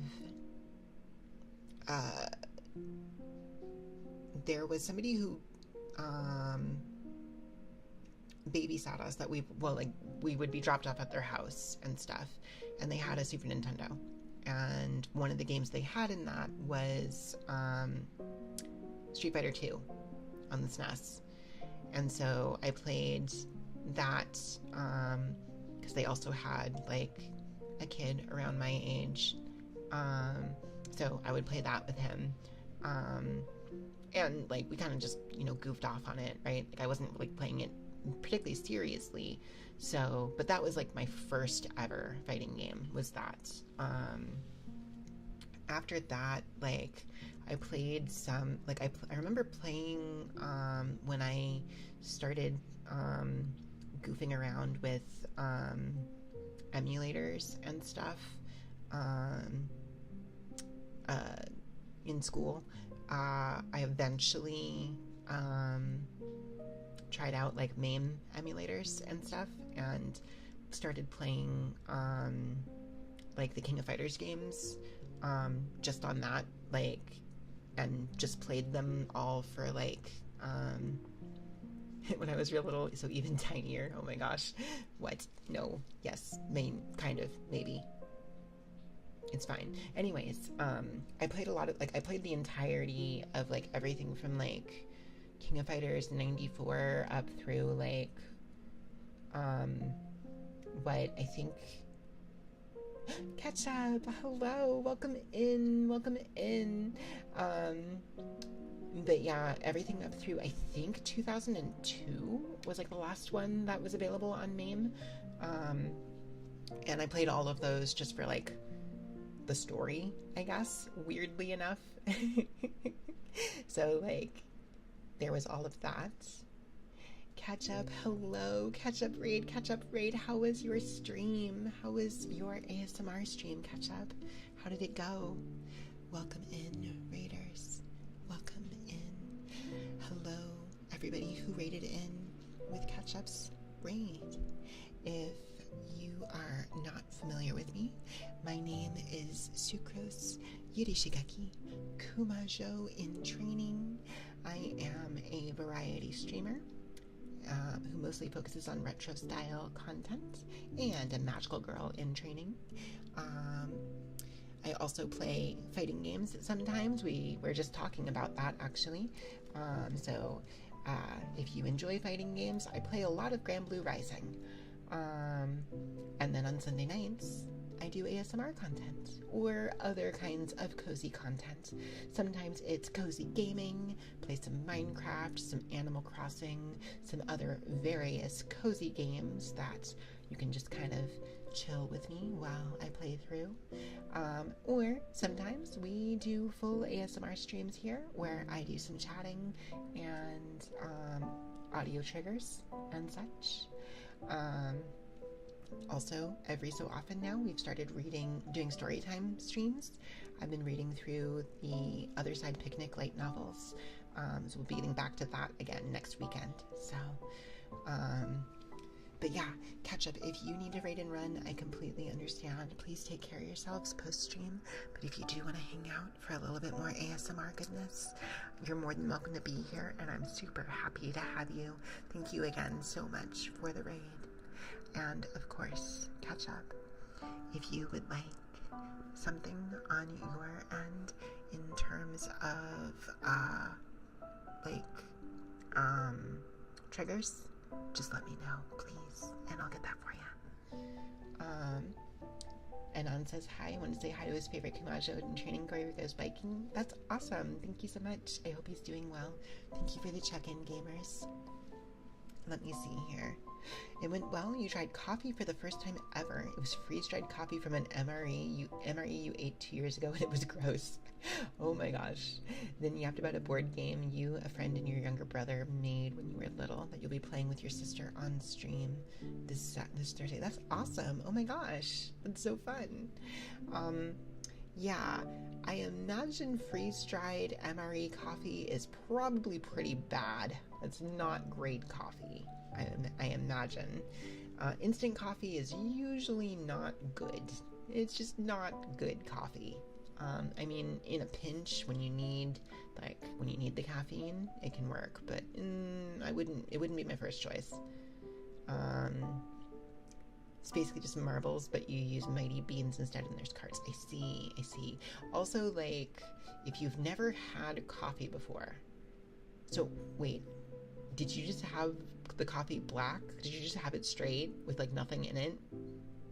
You went from like never having had coffee before to like black instant coffee? Oh no, I hope was that comes with a packet of Nestle Coffee Mate. Okay, at least you put something in it. Like, I have my coffee black. Like, I don't put anything in my coffee, but I also have been having coffee for a while. So, at least you had something to kind of cut it with. Because, yeah, freeze-dried coffee can be pretty, like, I mean, coffee on its own with nothing in it is already pretty bitter. And I imagine instant coffee, especially like ration instant coffee, is probably pretty acidic. Definitely used too much water and watered it down. Kind of just tastes like burned water. You add so much sugar and cream to your coffee. I used to, yeah. You do like tiramisu though. I think honestly, if you had like an actually like fresher coffee with like the right amount of like cream and sugar in it, you'd probably enjoy it to some degree, especially if you like tiramisu, because like tiramisu has a definite coffee flavor to it. So sometimes you just need to like have it cut down the right amount. Tiramisu, you'd have to sneak it in the house. No, I understand. Yeah, no, I do get that. Tiramisu is basically, it's like a cake that, yeah, so it's like, if I remember right, it's layers of,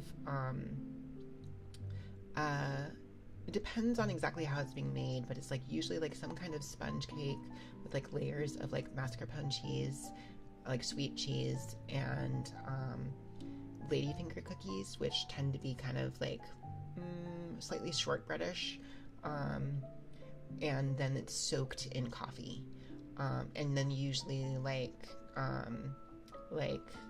some powdered sugar or like cinnamon on top, and like sometimes with coffee powder on top also. It kind of depends on how it's being made, but yeah, it is definitely it definitely has a coffee flavor to it because it is soaked in espresso, but like the cake bits and the cheese, like the sweet cheese and stuff, add like a very like creamy sweetness to it. It's very good. I really like it. You don't normally drink coffee. You prefer to. You're sweet, Lewis. No, like I used to drink my coffee with like tons of cream and sugar, like so much. Like I just could not handle coffee without it. Hi, Well Running, how's it going? So like, see, soak Italian sponge fingers in coffee and Kahlua for your tea. Ooh, with Kahlua also, that sounds amazing, actually. Yeah.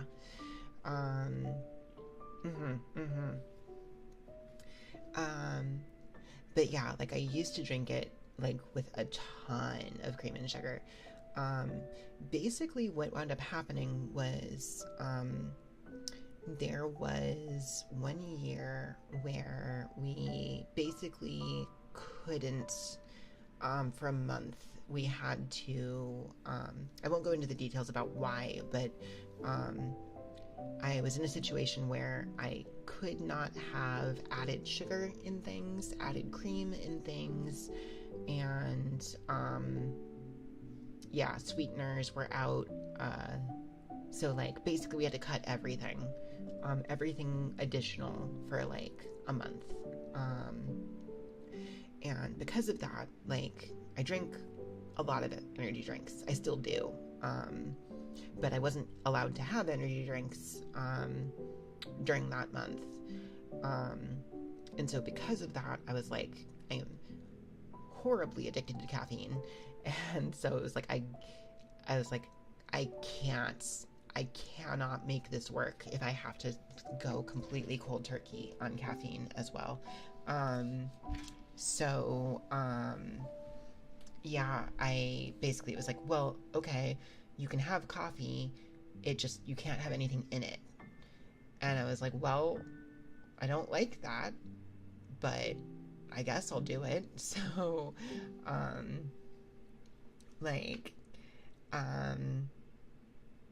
I used HMO1 on the amount of stuff added to coffee. Yes, that is what happened.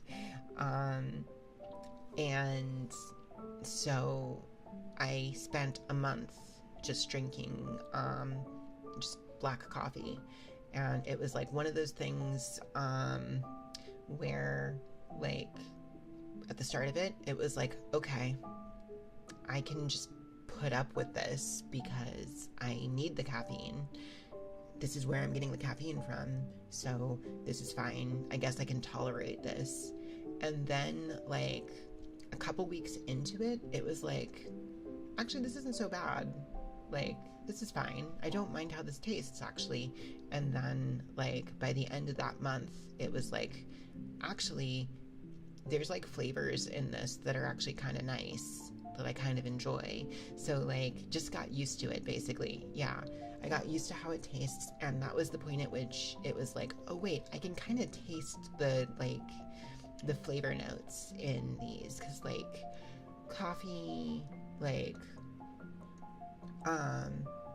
especially like well roasted coffee and stuff like that, tends to have flavor notes to them. So like maybe they're kind of like have a nuttier like note to them, or like a fruitier note to them or whatever.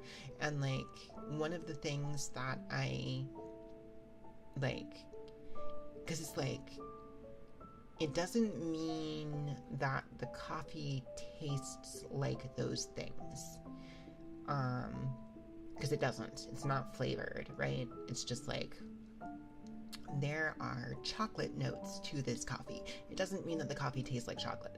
It doesn't. But it does mean that there is like things in there that remind you of the same kind of tastes you get when you eat chocolate, right? Like, it doesn't taste like chocolate, but it tastes like there are similarities to the flavor that it shares with chocolate, even though it's not sweet and it doesn't particularly taste exactly like those things, right? You're suddenly craving coffee. Oh no. I mean, there's always decaf, I suppose, maybe, if you have that handy. But, what was I saying? Yeah, so, like, what I have found is that I tend to like lower acidity in my coffee. I like lower acidic coffee that tends to have like earthier, like nuttier notes to them. Like, and just like being able to discern that was kind of neat. Suddenly it was like, oh, I actually kind of can tell the difference between these coffees, whereas before I would have just been like, I don't care what kind of coffee it is, just I'm gonna put cream and sugar in it.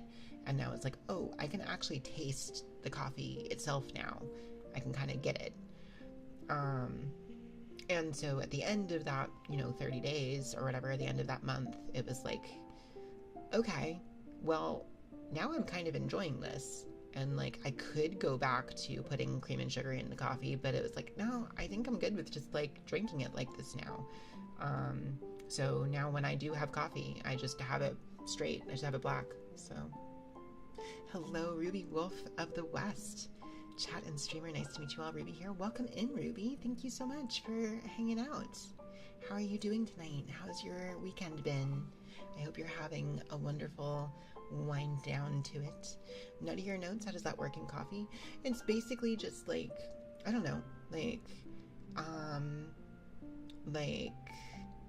not like any nut in particular, I guess, but like kind of an earthier taste to it, kind of like stuff that makes me think of like almonds or something, like the bitter taste that goes along with almonds, even though almonds themselves aren't just bitter, but like that same part of that flavor would be present, kind of. You have plenty of fruity notes. I love you, ketchup. Oh my gosh. Today is your Friday, actually. Your work week starts on Wednesday and ends on Sunday, so you're hitting the weekend. That's fantastic. Well, happy not quite Friday, I suppose, but, happy Friday to you. I hope your weekend, such as it is wonderful.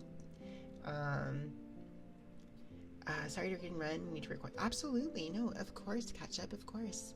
Have a wonderful night. Thank you again so much for the raid. I hope you sleep well. Good night, catch up. But yeah, so, so yeah, that's just been a thing since then. That was what kind of got me to that point, and that's why I drink my coffee black now. It's just, I got used to it.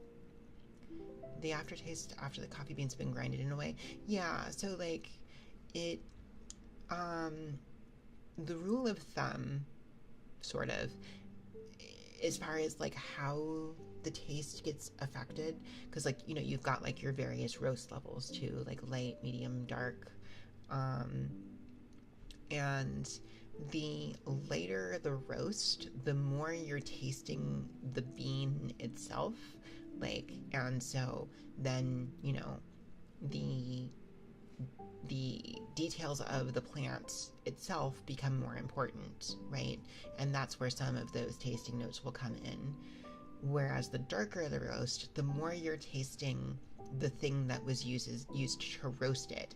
So like the kind of wood that was used, the kind of like things that went into doing that roast itself becomes more impactful for the flavor, right? So it's all like kind of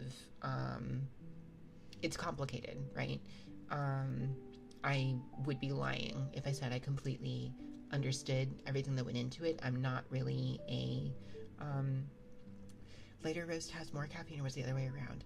So the, I guess, common wisdom is that lighter roasts have more caffeine. I think in practice it doesn't necessarily work that way. Um, like the difference in caffeine is pretty negligible. Um, uh, like I think concept of it is that like the more it's roasted, the more it's losing its caffeination, but that's not really true. That's not exactly how coffee is decaffeinated. Um, so, like, I think there is some incidental loss of caffeine levels when you roast the beans, but like, again, it's not like, it's not impactful enough to make a giant difference. So, didn't expect to learn about coffee from a Kumajo in training today. I mean, gotta stay awake, right? So, you want to try brewing coffee from beans? I actually, we tend to get like not ground, like whole bean coffee that we grind and then brew. We have a French press that we use.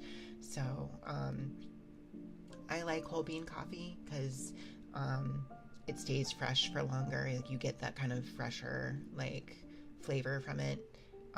Grinding the beans like yourself. Not to say that like pre-ground is bad, it's not, or anything like that, but it maintains its freshness for longer. So get a pour over kit. I have had pour over before. I want to try it again because I have a feeling it was not presented to me in a great way before. It was way too acidic for me when it was done like that before. But I also think the person who was doing it was not, let's just say, not doing it in ideal circumstances. So I want to try it again because I think I would probably enjoy it more. Sucrose steamed coffee would make you as dizzy as a spinda. Oh my gosh. But yeah.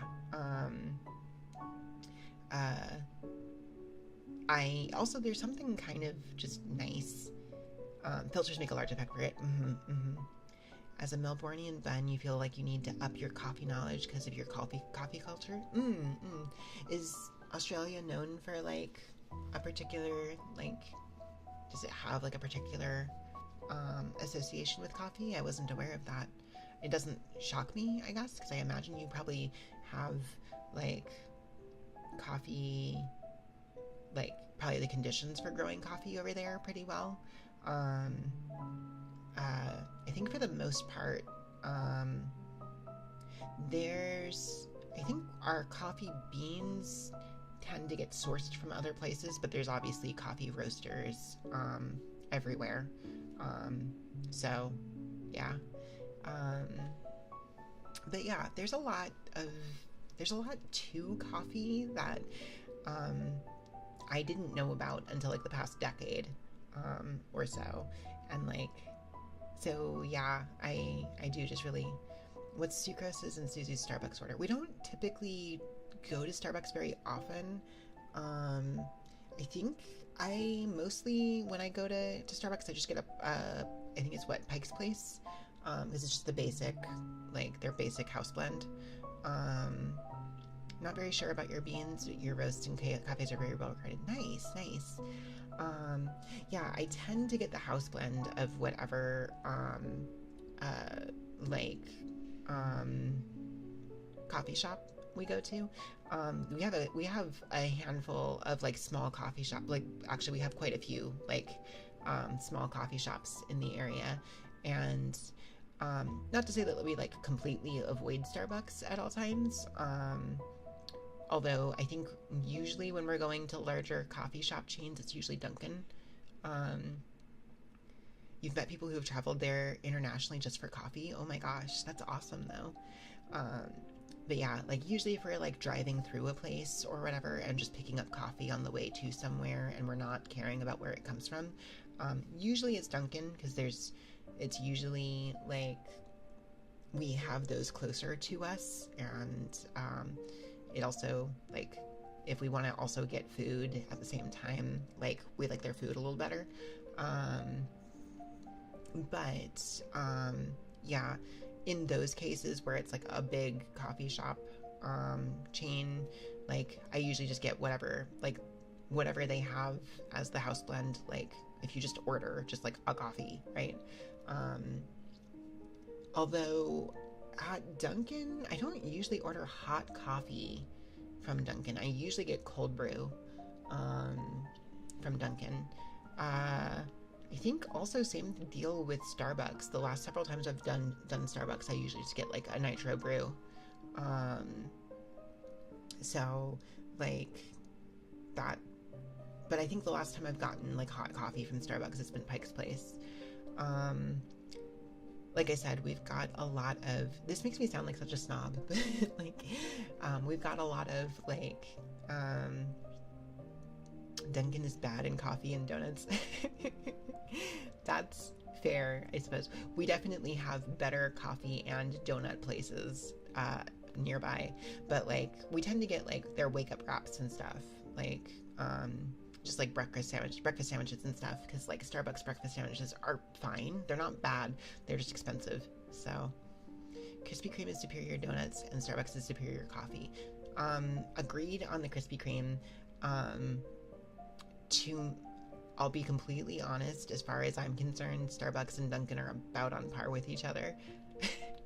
Like I said, I don't mean to come off as like a hipster or whatever, I don't know, a snob, but like, I would, like, if we go out for coffee,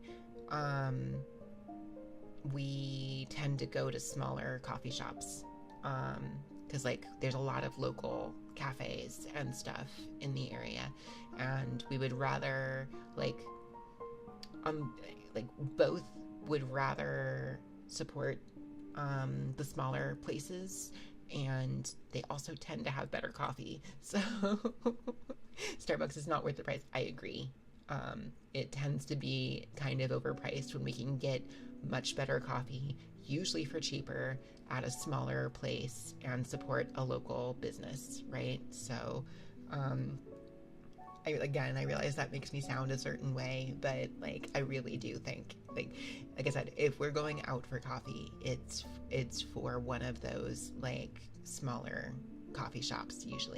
Usually if we're getting something at a Starbucks or a Dunkin' Donuts, it's because we're on the road and we're just not stopping somewhere. We're going to like just drive through and keep going to a different location.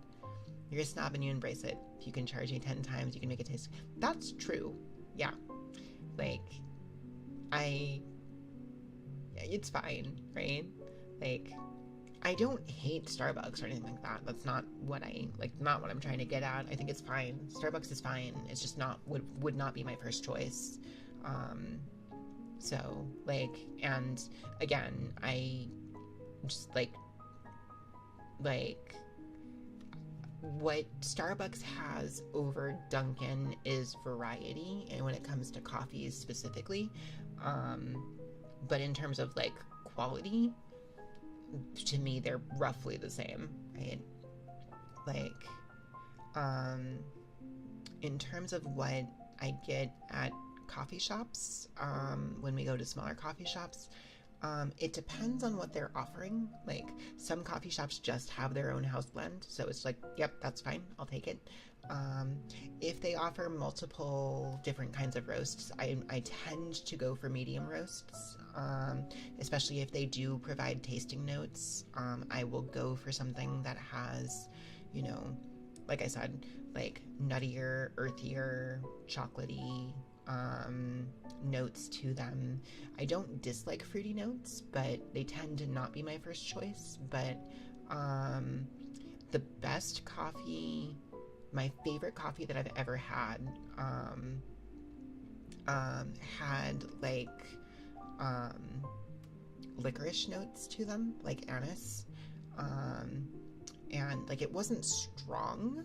It wasn't a strong flavor of it, but you could definitely taste the like you could taste the kind of like licorice twinge to it, and it was I really like it. But I also like black licorice. I'm one of those people that actually thinks like anise is like a really good flavor. So used to go to Starbucks for the star rewards. Since they've been lacking at that since last year, you've had very little reason to go. That's fair.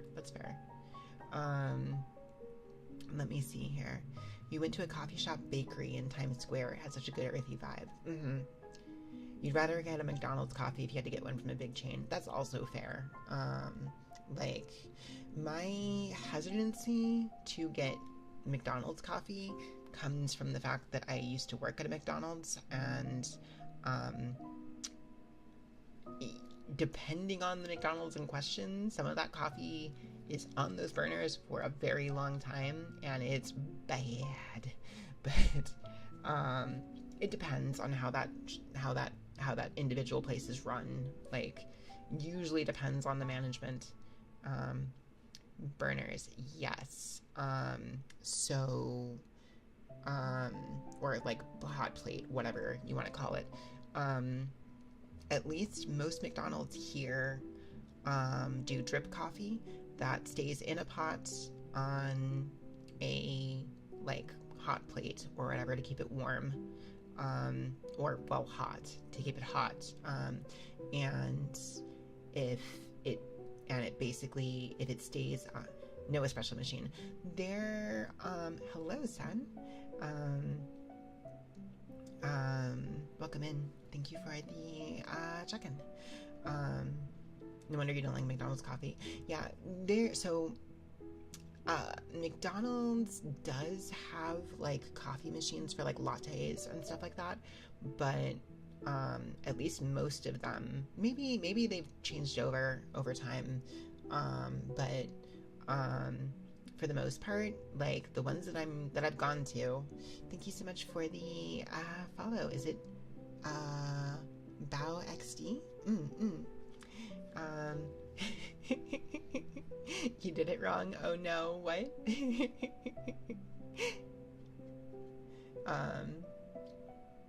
Pet, what do you, oh. Let me see here. What was I saying?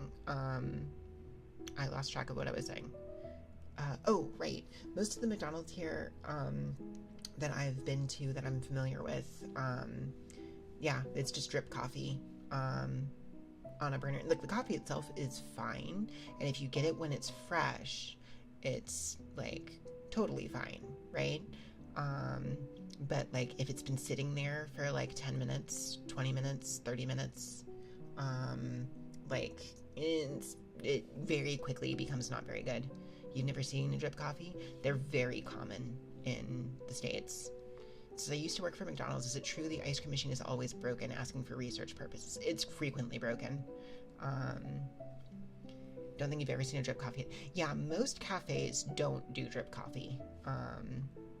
Like, drip coffee is more like diners or fast food places, or yeah, like it's actually I think Starbucks and Dunkin' sometimes will do that too. But yeah, no, ice cream machine being broken is a real thing. That again, it depends. A lot of how a McDonald's is run depends on store management. Like a lot of it, because a lot of it will depend on how much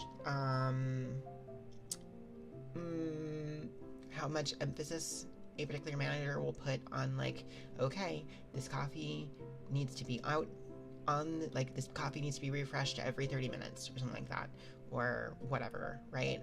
Like, you need a fresh pot every X amount of time, or maintenance of the machines is, like, utmost importance. If the manager does not care, or otherwise is just like, oh no, yeah, we're not changing the coffee until it's gone. We're not wasting the coffee. We're gonna keep it on the burner for like a full hour because people just haven't bought it yet, and we're gonna keep serving it until it's gone before we make a new one. That's like, that can get bad. So, 90% of the McDonald's you've been to, that the ice cream machine working over the years. Oh yeah, like I wouldn't say like always broken, right? Like it's not literally always broken, but it is one of the things that breaks easily and spends a while not being fixed when it does break. So I heard it's broken because it's hard to clean and they need a third party to fix it. If it like breaks down entirely, that might be true for third party stuff. It is difficult to clean. It's a lengthy process cleaning it. You kind of have to take it apart to clean it. The only time you've personally experienced drip coffee is as a furniture item in The Sims. Oh my gosh. Starbucks is 30 minutes for drip. Yeah. Yeah. So, like, most, like, small cafes will do, like, actual, like, drip brewed coffee is also, in and of itself, not terrible, right? It's fine. It's not actually that bad. The point at like the reason why drip coffee is not good sounds like a health code violation, not replacing the coffee until it all gets sold. I mean, to some degree, it just makes bad coffee. I don't think it's actually like super dangerous. If it's kept hot, it's not actually like it's going to hurt anybody. It's just bad coffee at that point. But yeah, the point at which hello, thank you. Is it, let me see here, hang on. Is it Senstriza? Do I have that correct? Thank you so much. I appreciate it. I am doing well. I hope you are also doing really, really well. But yeah, the reason why drip coffee is bad tends to be because it tends to sit for a while and it tends to get burnt because it's just sitting on a hot plate for sometimes, again, like 30 minutes, 45 minutes, an hour, and just like that tends to make really, really bitter, bad tasting coffee. So something like, I'm glad, fantastic. But yes, welcome in. Yeah, no, it's like I said, if you get drip coffee like immediately after it's been like brewed, it's fine. It's not a problem. Like it's not like it's a bad way to brew coffee. It just tends to not be, it doesn't stay fresh for long, and that's why it's not great. Other preparation methods tend to be more brewed to order, like that's kind of the difference. Like drip coffee is coffee that's brewed in bulk to sell to people like right away, whereas most other brewing methods tend to be brewed to order, right? Where it's not getting brewed until you order it, and so then it's now being made fresh right then. So yeah. But yeah, like I said, usually because like a lot of places, like a lot of small places will have one very particular, like they'll have their house, like whatever their house roast is, like they're usually paired with a roaster, and sometimes they have multiple roasts, sometimes they don't. Drip coffee, the coffee would have brand new Nike shoes and a stylish necklace. Thank you for the hydrate and the head tats. Oh my gosh, thank you so much, Sunstrisa, for the follow. Do you mind if I call you Sun? I realize that means I would have two Suns in chat to talk to, but maybe, Sensa? Is that okay? Otherwise, I can do the full name. That's totally fine, too. Your favorite coffee shops are New York Bakery, Midtown, and four-letter word. We've got, coffee shop names get wild, and I love them. We've got, I won't say the name of the coffee shop nearby, just in case it winds up, like, just in case it does wind up, like, pinpointing my location. 2 cents. I can call you Sens if it makes it easier. What if there was a sucrose black? Would do you think would be possessing an alternate variation? Isn't that just Goth Crows? Yeah, but there's there's like a lot of like, I feel like Sen 1 and Sen 2, yes.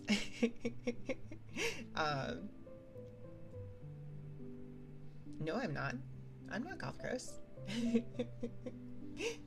Sen 1 and Sen 2 is peak, yeah.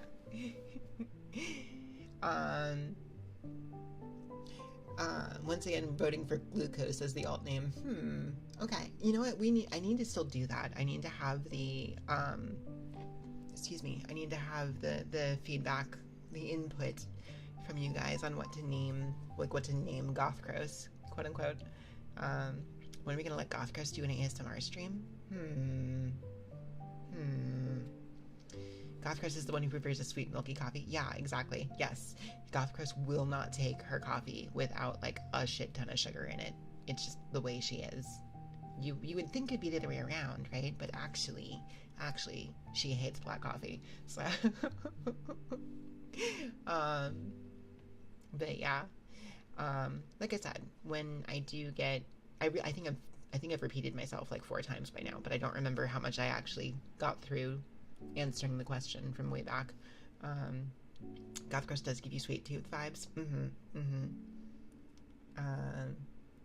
If Goth Cross is an original character now, she's always been an original character, but that was the point. It wasn't supposed to be me.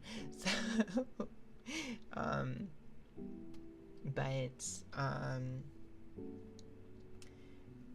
what was I saying?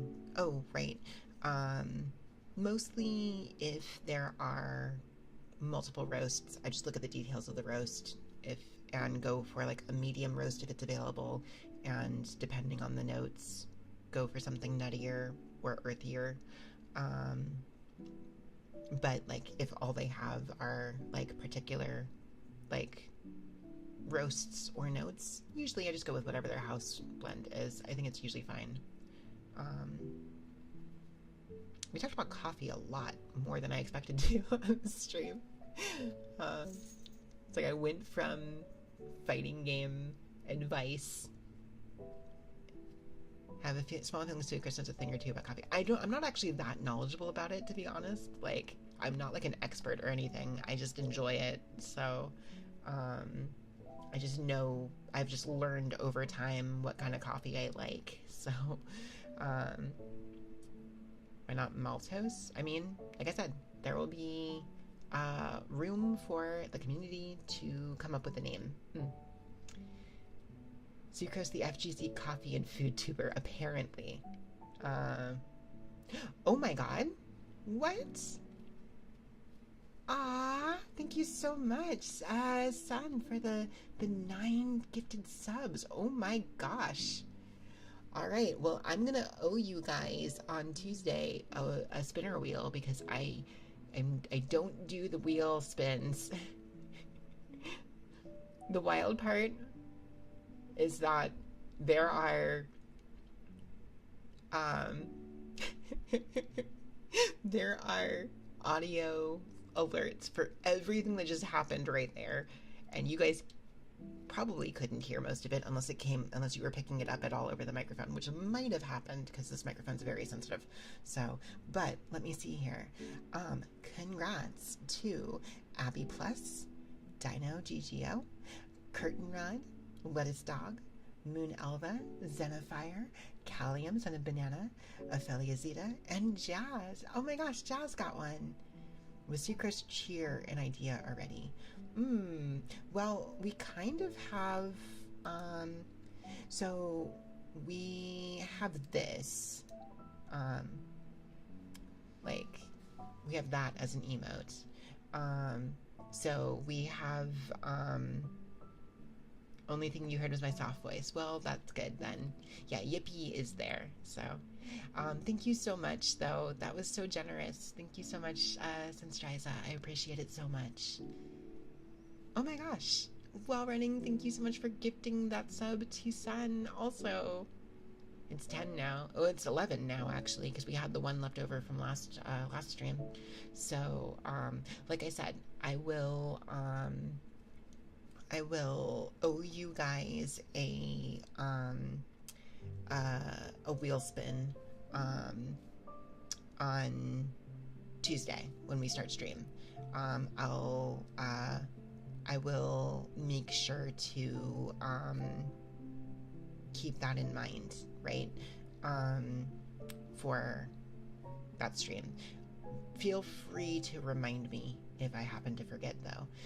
Basically, the tier 2 icon is cute. Yeah. I think tier 3 is yeah, it is, because I can see it because I count as tier 3, so you can see what tier 3 looks like on mine. Tier 3 is just goth gross. But what was I saying?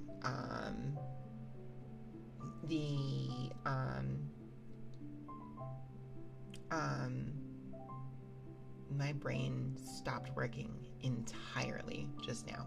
Right. Those of you who weren't here on Thursday and didn't see it, oh, some deets about me? Absolutely, yeah. Actually, I have a lore video on,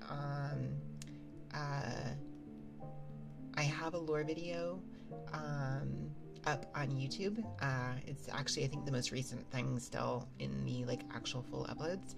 But yeah, to give you the gist of my lore, I was born a little baby grizzly bear, and lived in a hidden bear village that's cut off from humanity. And I never grew very much. My growth was kind of stunted. I never really got much bigger than being I got a little bigger from being a cub, but not by much, right? I stayed very small. So because of that, I had a hard time making friends growing up. And so mostly wound up spending time by myself. And so small gross, yes, it's true. So basically, one day I was just playing on my own out and got caught in a rainstorm, and trying to find my way back home because I was lost.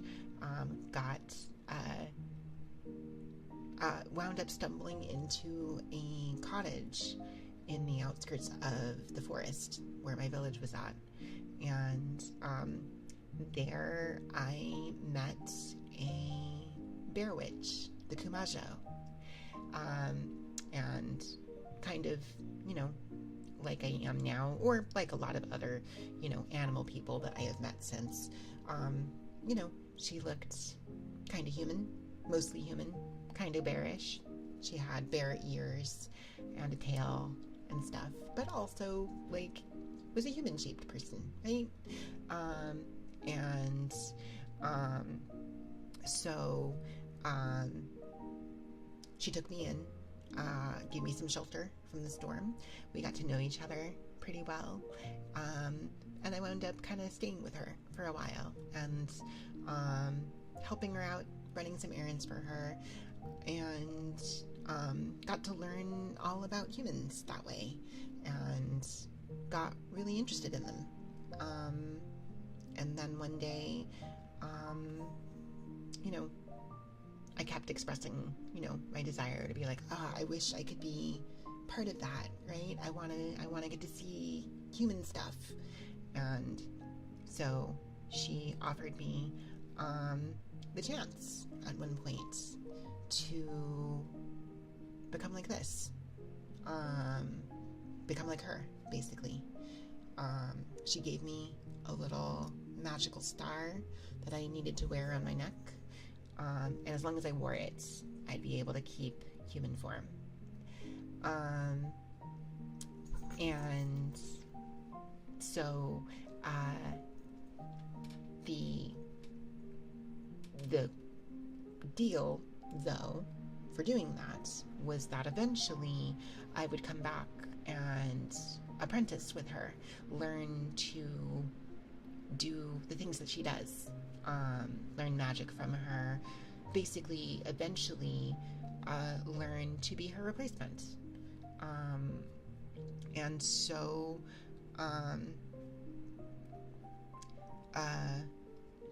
so that's happened more recently. I've gone back to start learning magic from her, and that's why I don't need to wear the star anymore. I just can keep this form now on my own. I don't need a magic item for it anymore.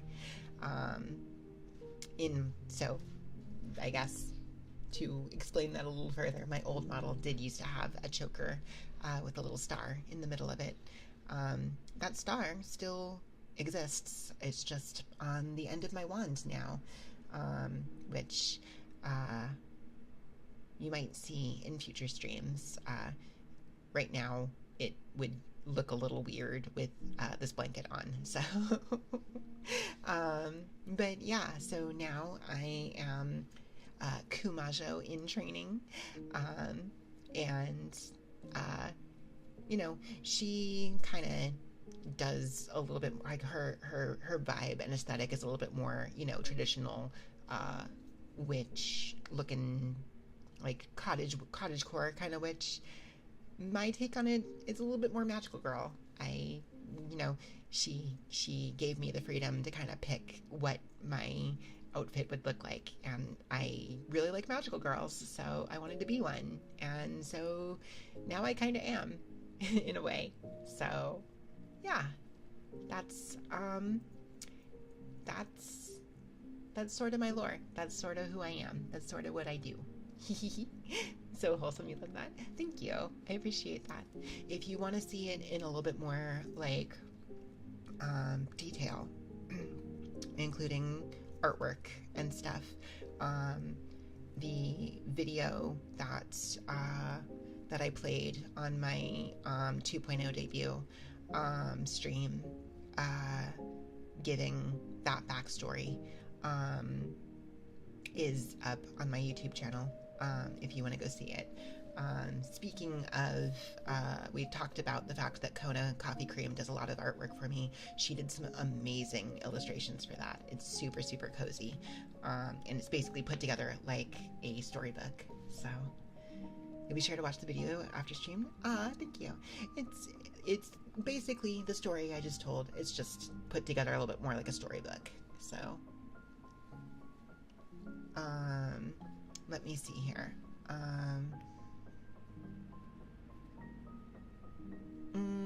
Goth Curse is more of an AU kind of thing, answering Dr. Smug's question.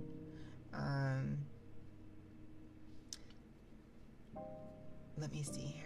Whatever happened with the honey sticks, and do I still have Bridget nearby? Yes, Bridget, I actually have, I don't remember if I've shown a picture of it before or not, but we have a glass cabinet, like display case or whatever, that's actually right next to my computer, where we keep all of our figures and stuff, and Bridget is in there. And the honey sticks are in the kitchen, in the pantry, for me to eat. So,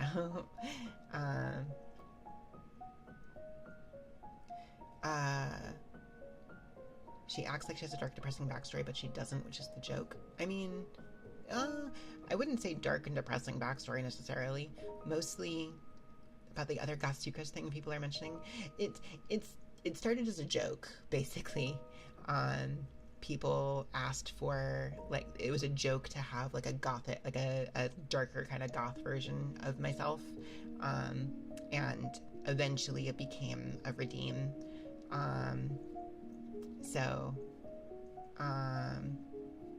Take on those types of characters would be, what if they just did that? And it's kind of the deal. Yeah, it's more just like an AU. There is a little bit of a, right, they just woke up and said, yeah, it's just what if, yeah, so she doesn't have a proper name just yet. She kind of barely even has lore. It's mostly just an AU version of myself, but rather than kind of enjoying the pastel and like bright color aesthetics. She kind of just is all in on like the darker goth colors. I could I could trigger the redeem for it. It's usually turned off on this. I could trigger it just to show it off.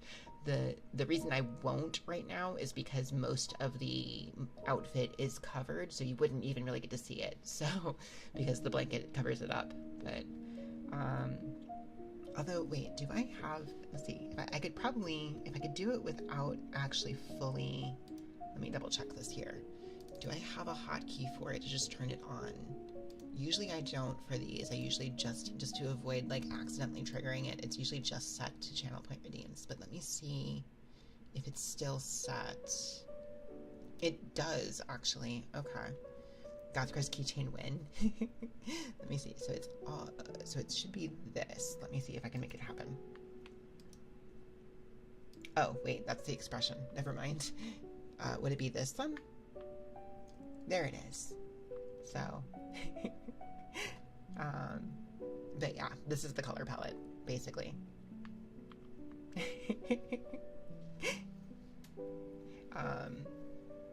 But yeah, normally it's not, well, it's still not available on ASMR streams. I have a lot of, it works with the blanket, does it? You want that one panel from JoJo? Wait, which one? Oh, that one. Sucrose and Gothcrose. I know that like at one point we were talking about getting artwork done that was like the Sonic Advance 2 like cover art where it's like Sonic and Shadow kind of posing against each other. But with Sucrose and Gothcrose. But yeah, I actually have quite a few like model tweak channel point redeems that are just not available on ASMR streams just because we try to keep the vibes cozy and calm and quiet, and we don't necessarily want like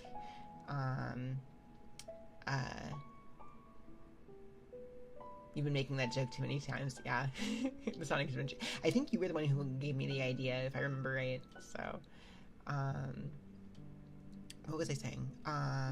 Yeah,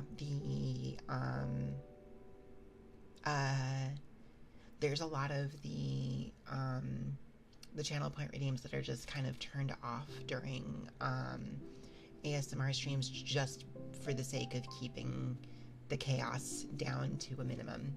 But yeah, I've got several alternate models. I've got Gothcrest kind of gets treated as an alternate model, even though she's just a color palette swap. But so my bear form, like what I actually look like as a bear, is a model that I can be swapped to. I mean, I don't want my original raid sound to go right. Like, that's the thing. Even though, like, audio stuff should not be playing on this screen, and it usually doesn't,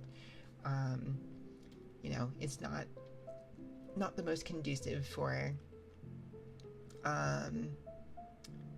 stuff to have, a lot of the more, like, chaotic, channel point redeems going off on ASMR streams, so they're usually just disabled. Although, I don't know, like, would you guys want some of those to be re-enabled on these streams? I guess, technically speaking, Gothcrest probably isn't, there's probably not a great reason that Gothcrest couldn't be available for this. Because I've also done, like, when I did the Yandere ASMR, like, roleplay, which, speaking of, I need to do more roleplays again. That's been a hot minute. When I did the Yandere roleplay, that was, I used the Gothcrest palette for that. But yeah, I have not done roleplays in a long time. The street, yeah, that was, I mean, I guess, You do think it would be fun? Depends on how visual yeah, I mean, on like, what, like hand cam streams? Probably not, right? Like, I don't want it to be too distracting, is the thing. But, like, I don't think I would do, like, full model swaps, especially because I'm usually, like, bundled up in the blanket, right? So like, no full model swaps. Like, we don't need the, like, so, like, the bear form one wouldn't be on, the Dark Magician Girl one wouldn't be on, like, I'm usually positioned in particular ways for these streams, so like the growth and shrink like redeems wouldn't be on.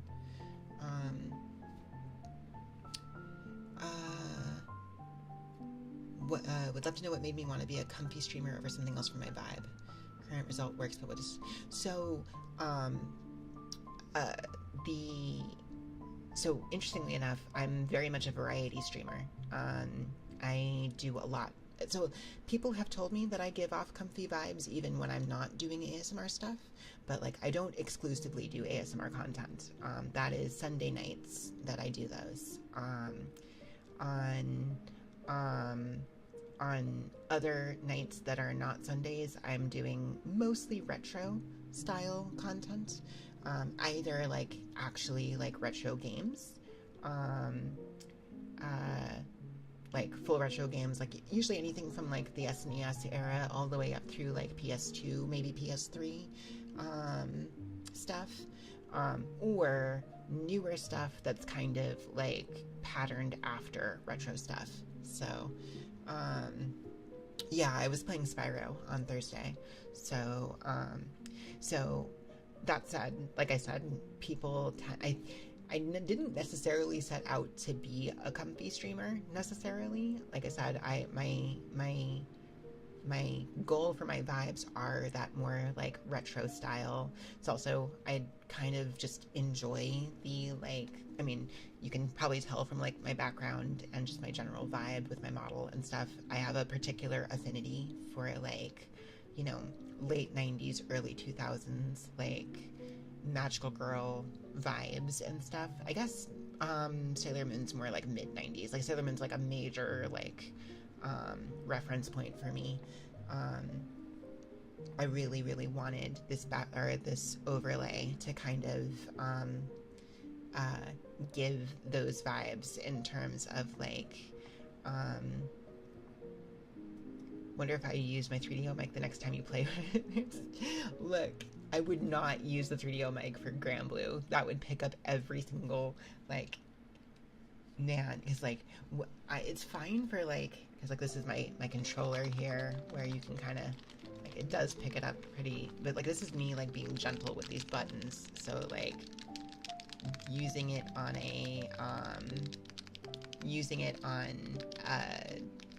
an actual Grand Blue stream would be wild. That would pick up everything. Let me see here. Variety model definitely looks closer to 90. Yes. It was one of the, so my model mama is Mikuyami Arts. She is an awesome artist. First off, she's great. I think her VGen might be linked in the About page, but if not, I think her Twitter is linked. Is it controller or sound Twitter? Sound Twitter. A sound trigger. It can be. Yeah. The Sailor Moon reference is clear. Good. That's good. Probably just the model illustration that makes you assume comfy. Well, so like here, I can, let me see here. It's what? Is it this? There we go. This is when I'm not wearing the blanket. Actually, this isn't even my full, like, outfit here. This is, so, let me, you did request it for Susie a combo. That's true, you did. Like, if I come down here, it isn't even my vinyl form. I didn't want that to be how that came out, but yeah, my full model is this here. But I also have my full regalia is right here with the hat and the coat. I'm usually with this, without the hats, but with the coat. And while I'm doing this anyways, there's the wand in question from earlier. So, anyways, let me go back into this so I can go back into ASMR blanket mode. So, let me see, it was it this? Yes, it was. Okay, there we are. Cool. Let me see. The gentle control inputs sound like I'm locked into Grand Blue. Oh my gosh. But yeah, there we are. So yeah, what was I saying? Mikuyami Arts is my model mama, and one of the reasons why I chose her to do my model was that she, like, her art style in general is very much like, it's got definite like classic shoujo vibes, while being like, it's kind of a modernized classic shoujo kind of vibe, I feel like. And that was a particular style I really liked. And so, yeah, I'm very, very happy with my model. I'm very happy that I have the model mama that I do. And, yeah, it's good. It's good. I'm very happy with it. I fairly recently, oh, okay. Let me see. Let me make sure I didn't, whoops. There we go. Get back over here so I can scroll up. I just want to make sure that I didn't miss, a thing here.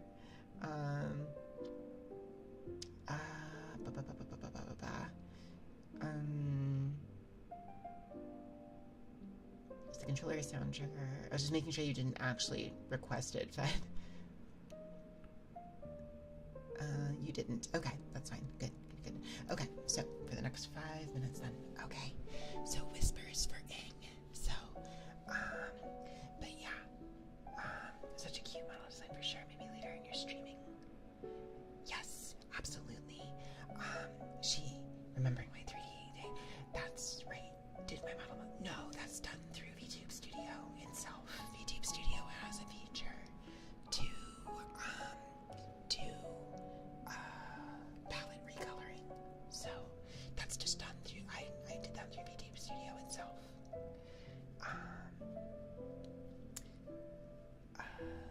But yeah, so Mikuyami has a customizable model actually out there for sale, that I think is pretty cool. Originally I was gonna try to get it to make like Goth Grouse into her own model,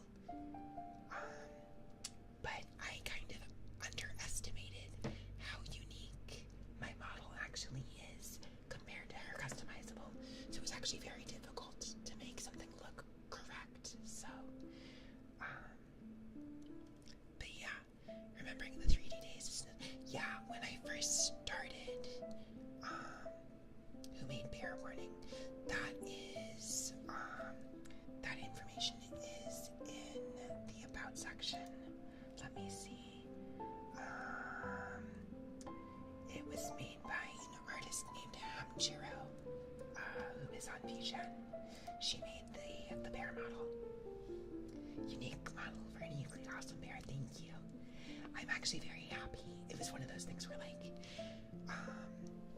even though I was slightly disappointed that I couldn't make Goth Grouse her own thing,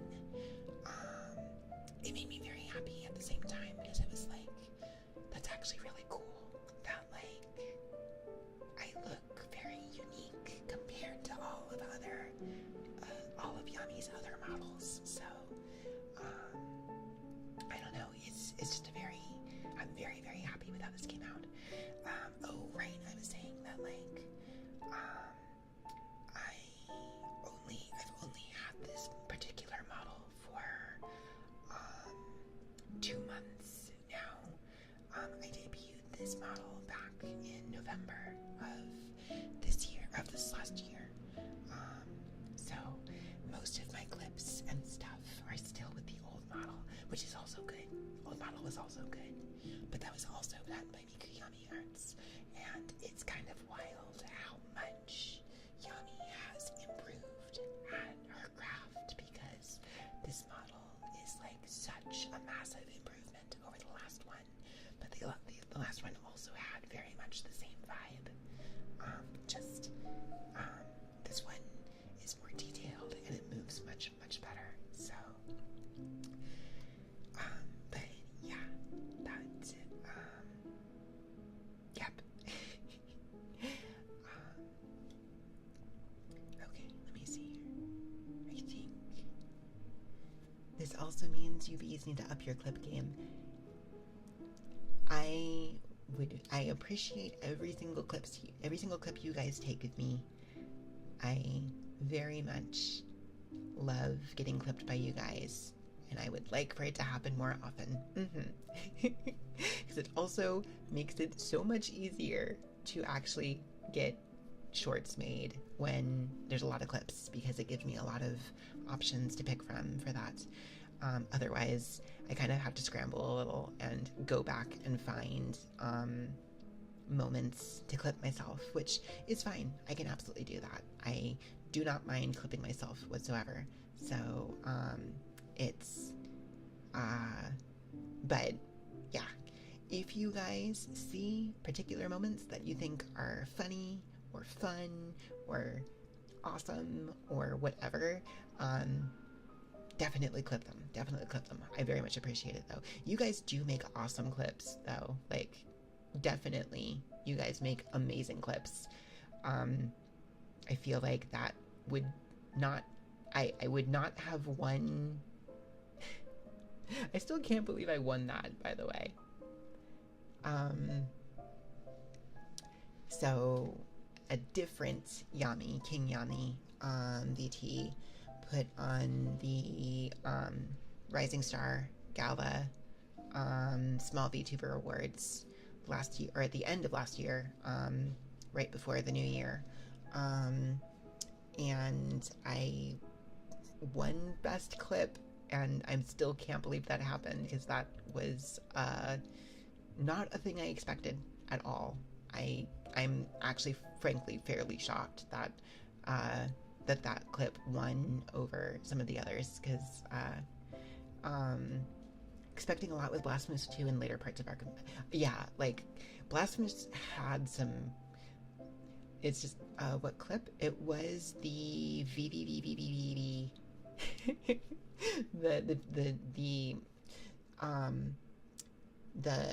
I guess, what's considered the most difficult puzzle in VVVVVV during my debut stream. That, and the clip where I made that jump, basically, is the one that got clipped, and it's the one that won, even though the other clips were all like skits and stuff, and I still don't know how that clip won. I still don't know. I still don't understand that entirely, but yeah, so Ketchup was the one who clipped that. Yes, it's true. You were reading for me in all the categories. I appreciate it very much. Actually, yeah, that clip should have a fair number of views, because a lot of people watched that clip because it was nominated for that award. So, but yeah, that was one of those things where it's like, that jump, well, I was gonna say it doesn't look as hard as it actually is, but it actually probably does look really hard. So if I'll check out Enfield, what is Enfield? Better go. Preparing for a big... Oh, okay, sure thing. Have a great one, Lewis. Thank you for stopping by. I hope you have a great night. What is Enfield? Let me take a look. Enfield. Oh, Arknights. I've never actually played Arknights. What is the gameplay loop for that game? Because, like, so here's the thing. Gacha games are... I'm not opposed to playing them, but I can really only handle one or two at most at a time. I've played Zenless. Yes, I have played. Does it play like Zenless? Really?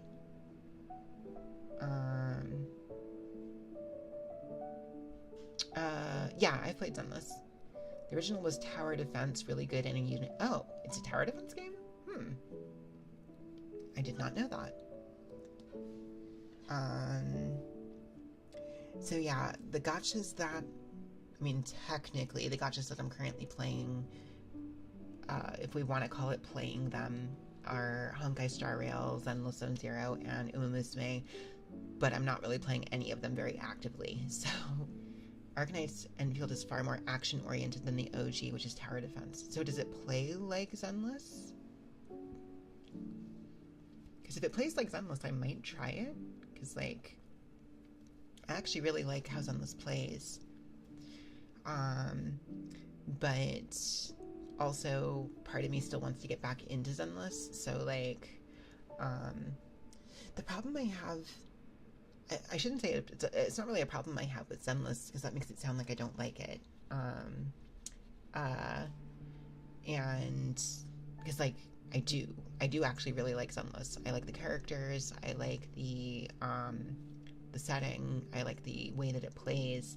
The problem is I've fallen so far behind in Zenless that I will occasionally start Zenless back up and have no clue what to do, like zero idea what to do, and then I just kind of like sit there and stare at it for a while and then wind up closing it because like I don't know what I'm doing, and it's like I'm so far behind.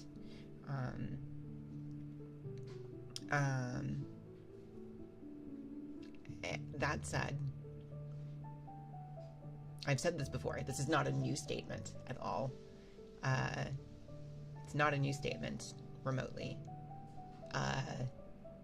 If Nicole ever gets an S rank variant, I'm in trouble. So yeah, I'll have to come back for that if that happens. And yeah, I might be slightly down bad for that character. So which is why, like, in a way, it's like, oh, she's an A rank. I just automatically, and she's like one of the ones I think you just get by default too. So it's just like, oh, cool, I have her. But yeah. Anyways, we don't need to talk about that any further. So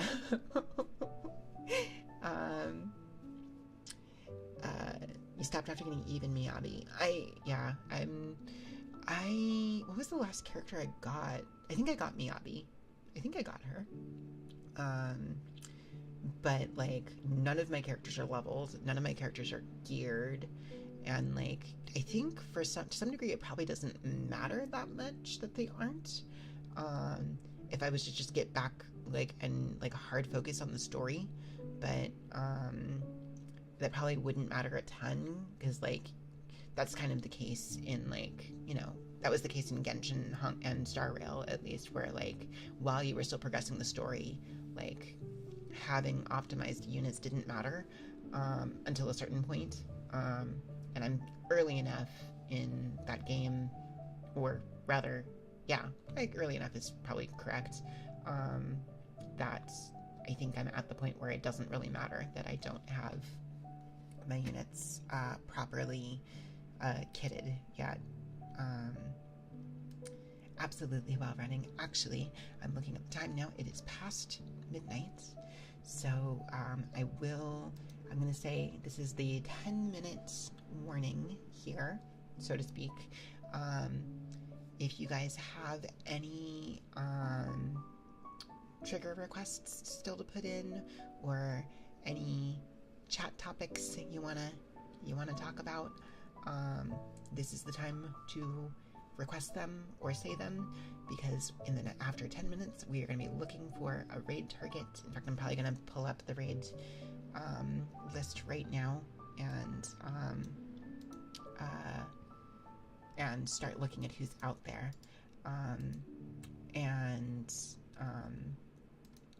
yeah, and then at 12:20 we'll go ahead and raid out proper. So but yeah, let me go ahead and do this real quick. When do I normally stream? Oh yeah, let me go ahead and just gonna bring this up. I have next week's schedule right here. So I'll go ahead and pull this up. So, so normally I stream on Tuesdays, Thursdays, Saturdays, and then Sundays are ASMR.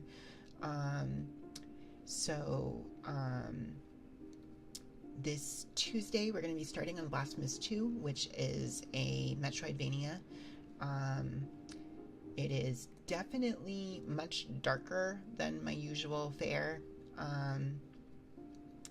but it's very good. So, like, I really do enjoy Metroidvania games a lot. So, I played the first Blasphemous last year?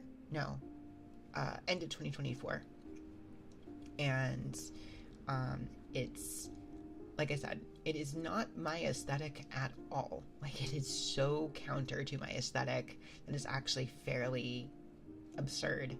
But the game itself, the gameplay in it is just so good. It just plays so good that, like, it didn't matter to me. I just had a great time with it. So I'm looking forward to trying out the sequel. Give me 1 second. Sorry, 1 second. Okay, I think I got that in time.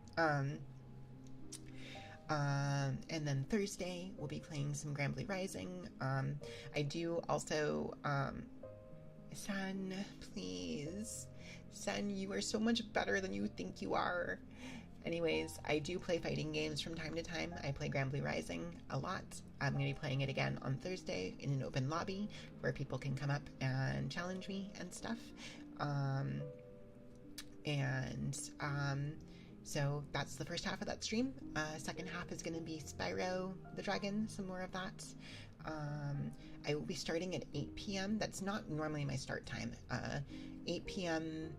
is going to be the next couple weeks because we are taking the new puppy to puppy training classes, and that is the time that we had available to us. So I don't need to cancel streams, but I do need to delay them on Thursdays for that reason. So normally I start at 7 p.m. Central, which I still will be doing on Tuesday and Saturday, but Thursday it'll be 8 p.m. And then Saturday we'll be playing some more Pokemon Legends Arceus, getting back to that again finally. And then next Sunday will be another ASMR stream. So that is what we have coming up next week. And I do see that that affirmations request from Sucky Bunny, so that will be our final trigger here. So, Bunny, you are such a good bun. Such a very, very good bun. And I fully believe you can improve to the point where you can beat your partner just a few more times in a first to 10. It may not be winning that first to 10 just yet, but you can take some games. I completely believe in you for that. You can definitely do it. You are already improving. And like I said earlier, when we were talking about the fighting game stuff, especially when you're starting out, when you are learning to improve early on, those improvements make big differences. And those big differences will result in some more won games for you. And I totally have faith that you can absolutely do that.